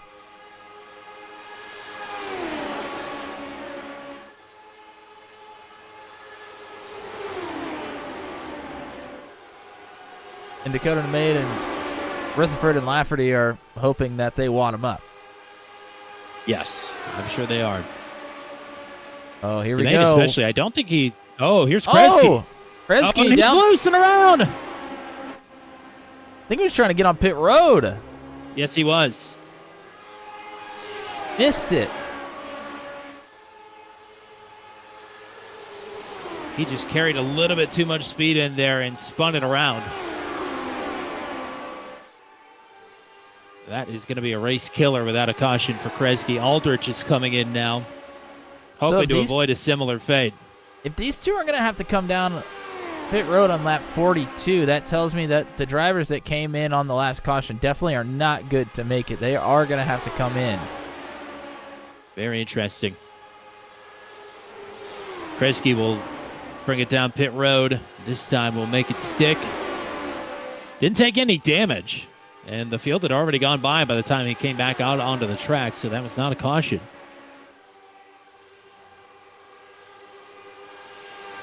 I'll be disappointed with that. Drivers out there right now will have to have done 47 laps, I think, to get to the end. I just don't see that being possible. If that's running it out, then no. Yeah, true. I would assume that Kresge and Aldrich were at the end of their fuel run there to be diving down pit road this early in this run.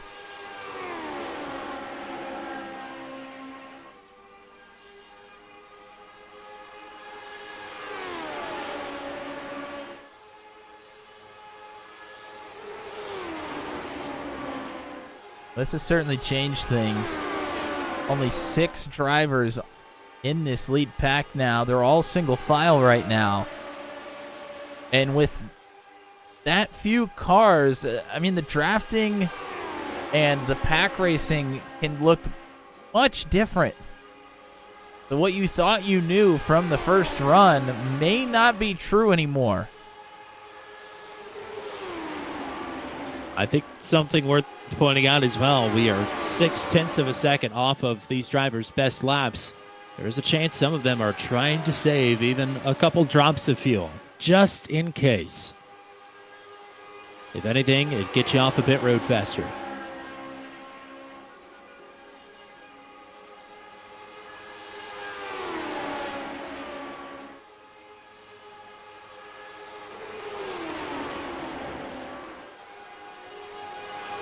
That could also be the play here for Corey Rutherford, Dakota DeMade, and Austin Lafferty at the back of this pack.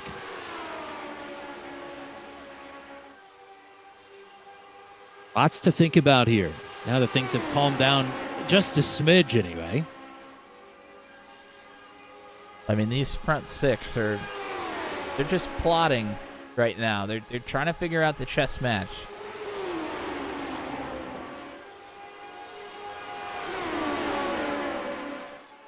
Nobody's made the first move yet, but they're trying to figure out who's going to make it and when you want to make yours.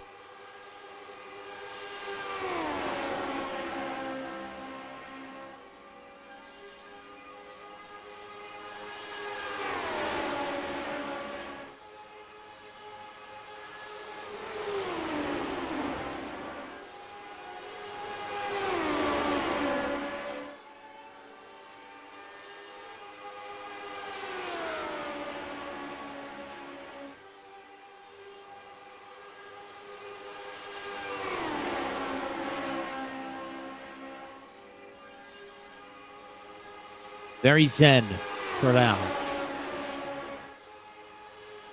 Just logging laps in a race where there are not that many laps to log anymore. Go on board here with Here's John- Christopher Hill. It's Joshua Matacek in the chat cheering on Matt Schlosser. Schlosser a couple spots behind Hill here.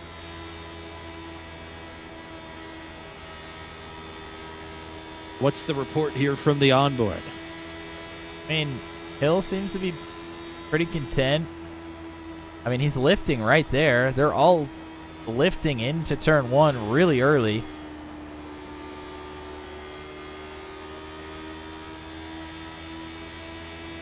I want to go on board with Joshua Rutherford and see what he's doing. He was pretty much flat out there into turn three. So don't think we're doing much fuel saving. At least not for him. I mean, he's basically flat out there into one also.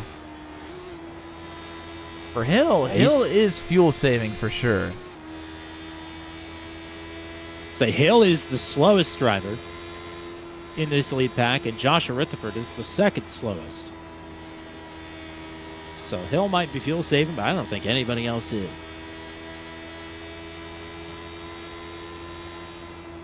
We'll cycle through a few. Paul Ellison, big lift here well before they get to turn one also. Part of that is just riding behind the person in front of you. I mean, it might not be, a dedicated fuel save move, but maybe just what they're wanting to do to stay single file right now. This is Matt Schlosser.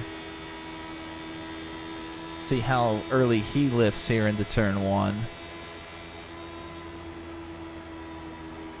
Also pretty early, but also maybe just not wanting to force the issue. He's also the only one that rode the middle there through 1 and 2. Everybody else was tucked up right against the rumble strips there on the inside.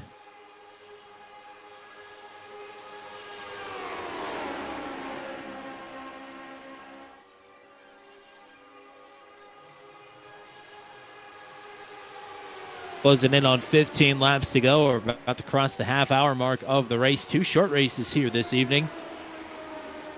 Gateway always delivers, and it is putting the final dashes of spice in this one. It's setting up to be a doozy.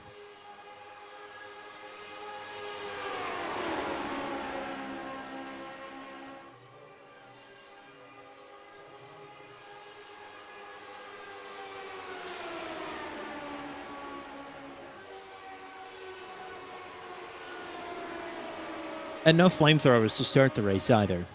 I will say that. That is a bit disappointing. Unfortunate. Maybe they thought we were going to have more flamethrowers in the race. But only one caution so far.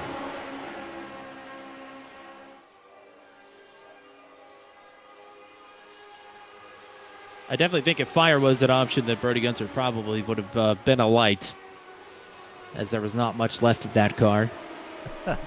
No.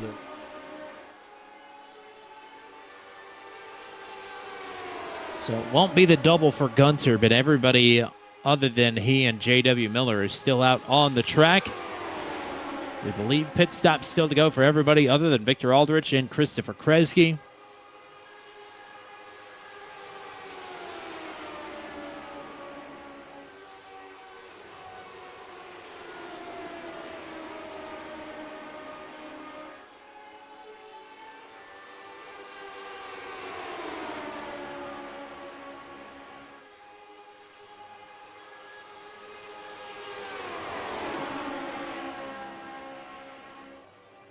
Boy, laps are really clicking off here. I mean, these drivers are letting it get down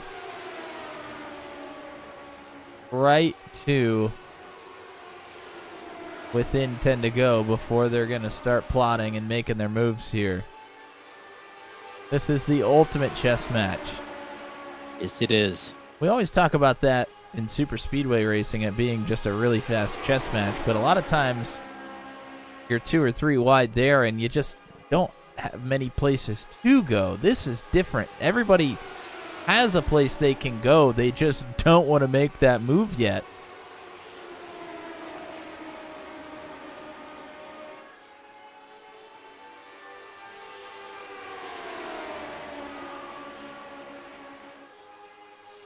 Could be these drivers behind Rutherford don't want to be that lead car because they still need to save a little fuel. 10 laps to go. When do you have enough fuel to say, okay, now it's go time?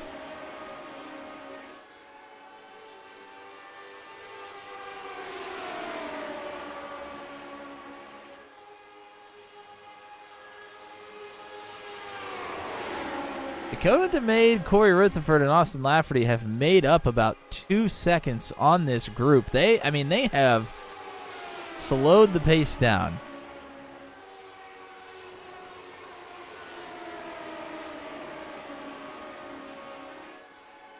I think my timing just decided to come back. I'm showing an interval between Schlosser and DeMade of about 4 seconds. Is that right? Yeah, that is correct. It Okay. didn't even go down a little bit as well, I think. Well, not in the negative 900s anymore, so I No, figured this number was at least closer to the truth, if anything.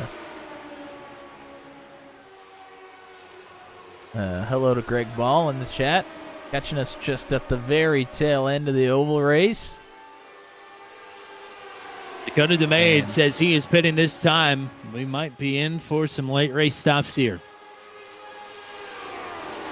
Do have to remember he is the lead car of that second pack, so I mean, to me that would be more indicative of what's about to happen to Joshua Rutherford, and now it's just a matter of those drivers behind him. What have they been able to do fuel save wise? DeMade is in. Rutherford is staying low, and it does look like he's coming in. So Joshua Rutherford will give up the lead. Have Watson and Allen. Oh, Rutherford is around. Boy, that's the second driver that has had trouble on that pit stop. Now look at this. Kyle Allen is going for it. Now Christopher Hill's going for it. They've decided they have enough. Do they want the position coming down pit road, or do they think they have enough fuel? Allen now the leader. Hill in second. Watson back to third. No moves to pit road for your top 5 this time. 5 laps to go. Something tells me these 5 have maybe made their bed. No, Paul Ellison's pitting. Oh, everybody's coming in.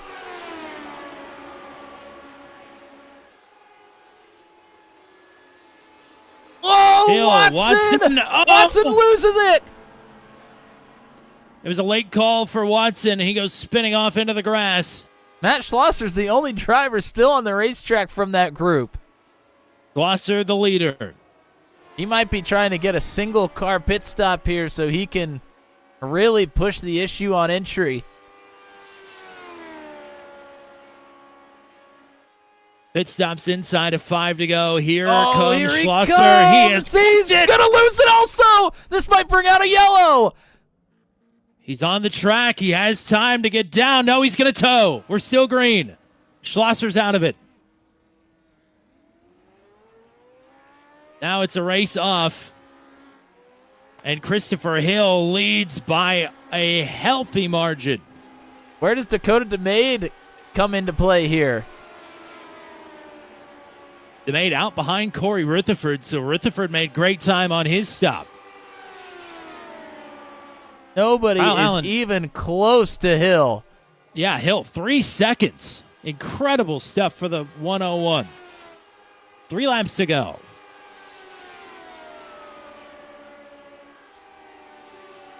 Wow. Kyle Allen in second, Paul Ellison in third. And Ellison and Allen are out of time.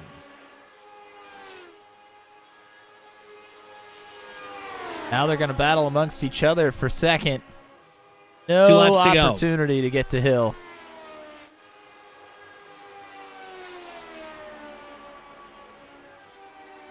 There is one opportunity. Christopher Hill doesn't want to see it, though. Ellison slides up in front of Allen. They're both on for career best and first career podiums in the Daredevil series. Christopher Hill is on for what would be a record-tying 7th victory. White flag is out. There's a car in the wall in turn number 1. It's Austin Lafferty trying to limp his car off. Even if the caution came out, it wouldn't matter. We're still green. A narrow escape for Hill. Ellison and Allen continue to battle for second. But the second leg of the doubleheader goes to Christopher Hill for a 7th career Daredevil Series victory. At the line, it is Kyle Allen over Paul Ellison. They're both on the podium for the first time. Dakota DeMade in 4th, and it is Corey Rutherford to round out the top 5. Yeah, Rutherford and DeMade, a nice little battle there as well to get that 4th position. But it's Christopher Hill. Makes good on the pit stop. It seemed like nobody else had even a decent pit stop. Other than maybe Rutherford and DeMade, but they were just too far back at that point.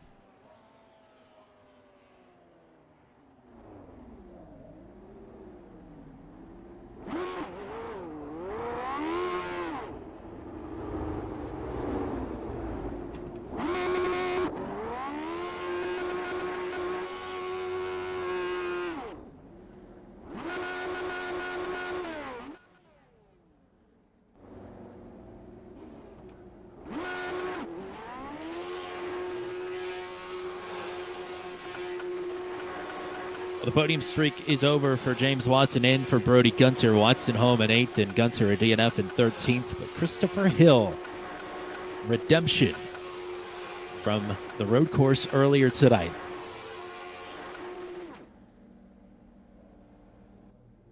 And that is now a 7th victory in the Daredevil series for Christopher Hill. That reties him atop the all-time wins list with James Watson, the reigning series champion. Let's get your full finishing results here. Christopher Hill, eager to hear how he was able to snipe a 3-second gap back to Kyle Allen and Paul Ellison, who will take home their first career podiums in the Daredevil series. 4th for Dakota DeMay. Corey Rutherford will round out the top 5. Joshua Rutherford in 6th. It is Victor Aldrich in the 7th position. James Watson in 8th. Austin Lafferty with a problem there on the final lap, right as Christopher Hill was crossing the line. He will DNF technically, so will Matt Schlosser in 10th. That's disappointing for him. Christopher Kresge will finish a couple laps down in the 11th after an issue for him. And then DNFs for J.W. Miller and Brody Gunter in 12th and 13th. Brett Nichols never actually took to the starting grid here. So it is 2 races with 13 drivers officially in the record books for the Daredevil series. As we go in search of your podium finishers, and we're just going to pull him straight in. We got lots of War Eagles in the chat, and Paul Ellison is on the podium here in the Daredevil series. How about that? Yeah, finally. We did a great thing, got a podium. I mean, this was an interesting race here tonight. Gateway always delivers the thrills and spills. Certainly there were a few spills, but mainly a coordinated effort, it looked like, to try and keep things calm at the front of this field, and you were tacked onto the back of the line there late in the going. Yeah, I was just really just trying to ride it out a little bit. Beginning of the race, I just really needed to heat the tires to get it to turn good. But yeah, then I was just taking it easy, just getting as close to the end of the race as I can before I do something, so I could actually not get destroyed. Well, now that we're not on a timetable here, I won't freeze out Mr. Matt Williamson from the question and answers. So have at her, partner. Yeah, congrats on the podium finish there. I mean, that was a wild race on two different ends. I mean, you guys had 2-3 wide racing going on there early on in that first run, and then things get kind of strung out, and it ends up being a little bit of a fuel strategy race here towards the end. But everybody having to come in for pit stops. Most of the drivers that came in for those late pit stops had issues. How was pit entry from your point of view? Well, I had a little birdie that told me that pit entry was very slippery, so thank you, Brody. Um, and so, yeah, I was ready for it. I feel like maybe I gave up a little too much, but it worked. I was able to stay close to Kyle, and yeah, trying to save fuel in these cars is really hard. I think made up one lap of fuel. I needed 4 laps, so it's nothing I could do there. So then just racing Kyle, I knew he was going to get the draft, so I tried to run it high so I could cut back over under him, but I just got too much of a gap between us, so I couldn't make it up. I'm not sure how valuable the information Brody gave you was, considering that he was driving down the access road backwards with 2 tires. But at least the advice translated into a clean pit stop and a podium here in the Daredevil series as well. Awesome stuff. Happy for you here tonight to take home the bronze and be on the bottom step. Let's get some shout outs in before we let you go. Yeah, well, shout out you and Matt first, because this is a fun series to do, and thank y'all for putting it on and broadcasting it. And Corey, Brody, Josh, hanging out in the chat with them, and Kyle, not Kyle, JW. Yeah, he hangs out in the chat with us, so it's always pretty fun in here. So yeah. All righty, partner, go celebrate this one, and we'll hope to talk to you next week at Auto Club or at Talladega. Pick your poison there, or both. Yeah, hopefully I'll be at both. All right, partner, take her easy. Guilty. All righty. It's time to talk to Kyle Allen now. It is a career best second place finish in his first season here with the Daredevil series. Welcome aboard. Welcome to the podium. Congrats. Thanks. This series, I love this series. This car is so much fun to drive. This series probably is the best series I've ever driven. I enjoy it thoroughly. I appreciate it. Thank you. I mean, you've taken to the car quite well. Gateway is a favorite not only of most of the drivers, but also of the broadcast duo as well, not just because it's our home track, but because it produces great racing like we saw here tonight. I mean, what was the learning curve like trying to get acclimated to not only the pack racing at the start, which you were making some really interesting moves, but also, the fuel save and tactical aspects of the latter half of the race as well? Yeah, so the track, I hadn't actually raced this track in a long time, which is probably a good thing. So new car, new track, because I had to buy it again. Making iRacing, making what they do. It's a great version of it. I think coming out of the start, I was just trying to keep position. Not lose too much, save some fuel, kind of run my race, not try to go too wide. You couldn't help it every once in a while just to stay up front. And then after I took that pit, and I thought maybe I could save fuel. The fuel, you just it I couldn't save enough. There was about 4 or 5 laps I needed to save, and I could only save about 1, running about 75% throttle all the way around. But I'll say it was a great race. Paul and Chris did a great job. I just, that last pit stop, I couldn't get out of the pits fast enough, but Chris did a great job getting that acceleration, and Paul, he's right there, right along with me. So it was a lot of fun. Matt, what do you got for Kyle? Yeah, congrats on a great finish here. I mean, you were able to navigate 2 very different types of races, from the first run to the latter run that you just kind of mentioned. But I want to hear about your experience in the first run, because that's when it's really fun around here. You can go 2-3 wide. There were some very hairy moments there that we saw from the broadcast booth, at least. How did you feel about it on the racetrack and chopping it up with the drivers there? Yeah, I think it was.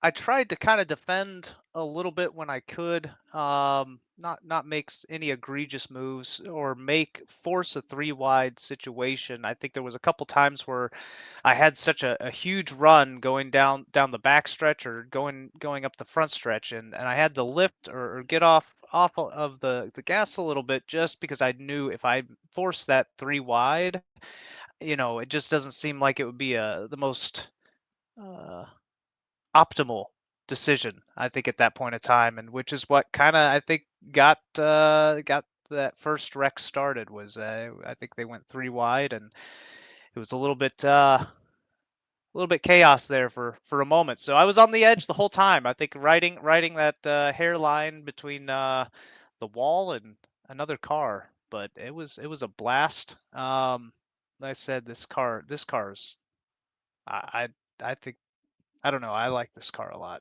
It's a lot of fun. It's definitely a blast, and it's a blast around here. Glad you had fun, and glad you got the result to go with it here tonight as well. Let's get some shout-outs in before I let you go. Yeah, I'd say Poca Hex, sponsor for the car. Also, Vision One Racing, Benke Media, the rest of the team. Of course, my wife, my son, who is in bed, hopefully sleeping. Hopefully, but yeah, it's family comes first, and they let me do this every week, and without them, I wouldn't have a chance to do this and have a lot of fun with the rest of the group. Well, great to get to talk to you here tonight, and we'll hope to do it again. Hopefully next week at Talladega. What do you say, I can't wait. That'll be a lot of fun. partner? Take her easy. Congrats on the good run here tonight. Thanks. All righty. 7th time in victory lane in the Daredevil series. That puts him back at a tie atop the all-time wins list. Christopher Hill with the big win here tonight at Gateway. Not just the big win to get back in the W column, but also, compared to how close everybody was running the entire race, a 3-second margin of victory might as well have been a full lap on the rest of the field. You had an excellent pit stop there to check out.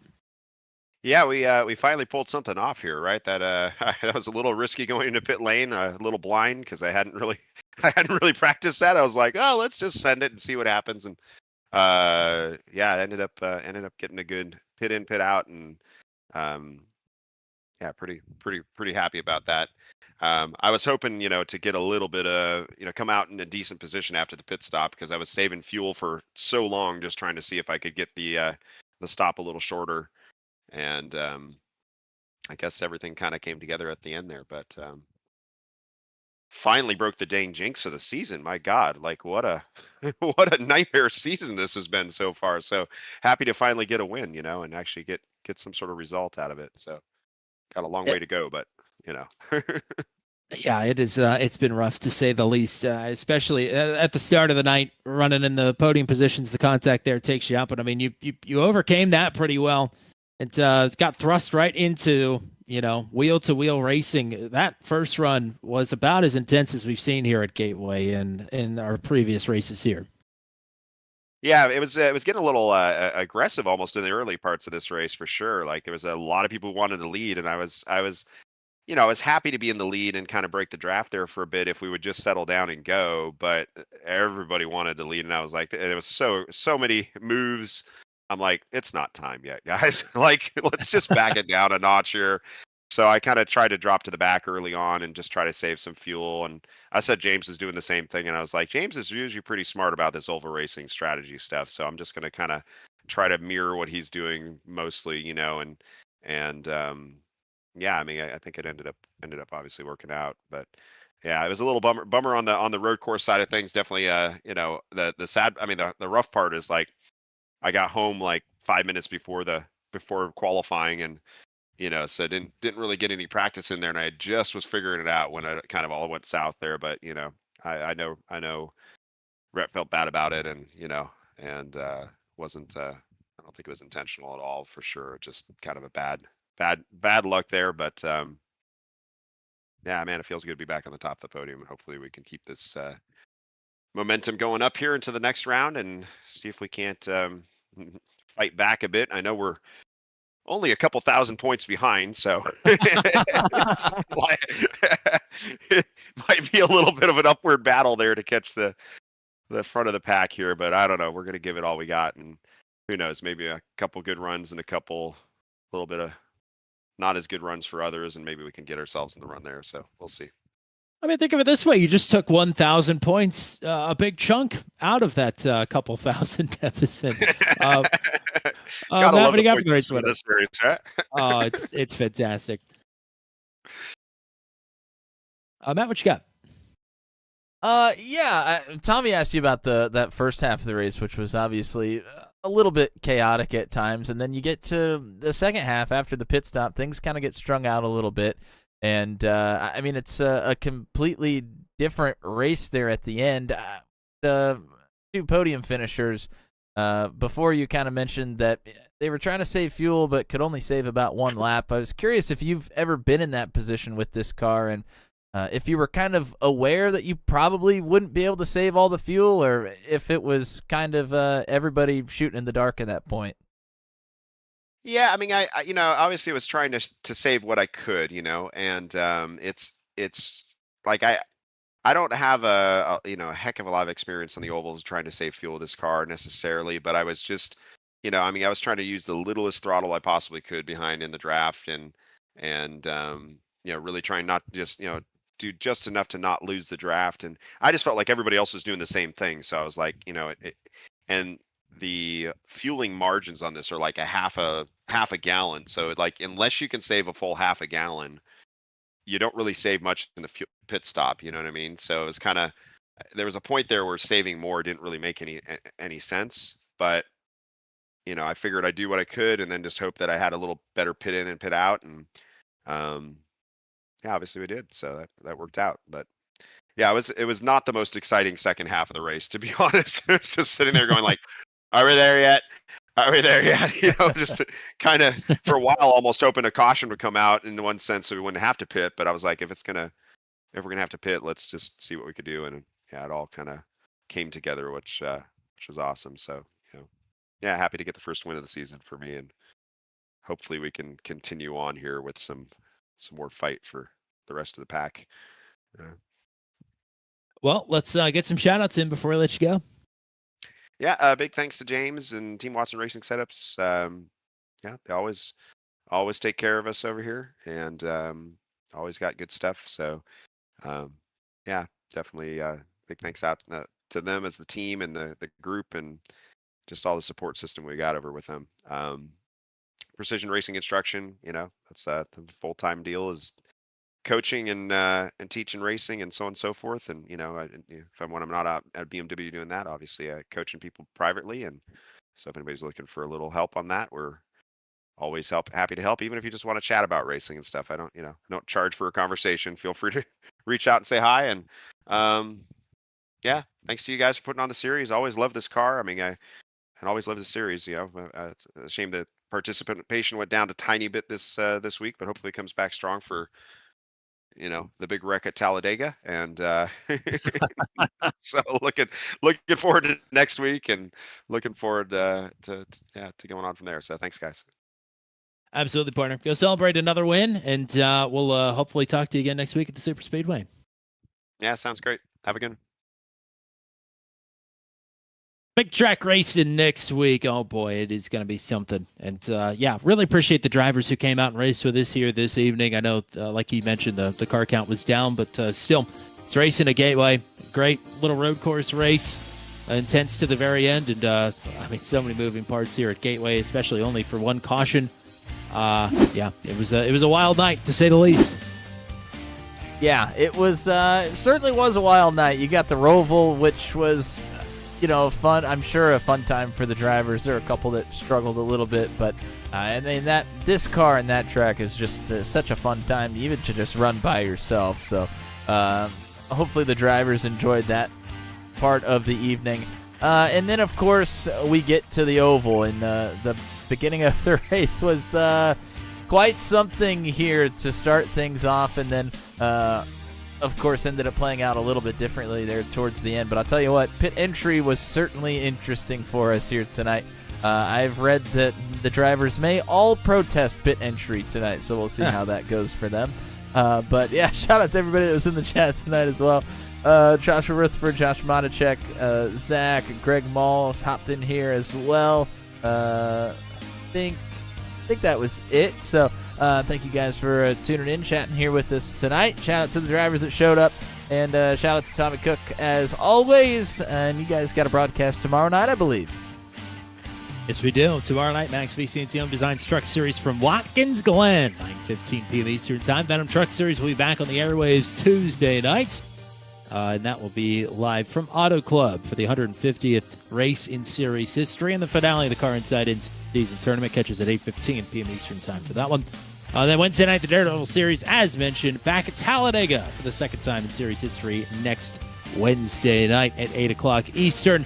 Should be a big field. Should be big crashes, big speeds, big finish. Looking forward to that one. But that's all we got for you here tonight. Thanks to everybody that was hanging out with us. Thank you. As well to all the drivers, and thank you to Mr. Matt Williamson as well. That's all we got for you here tonight. Until we meet again from Worldwide Technology Raceway, I'm Tommy Cook saying so long and congratulations to your winners tonight, Brody Gunter on the road course and Christopher Hill on the oval. Have a good night, everybody.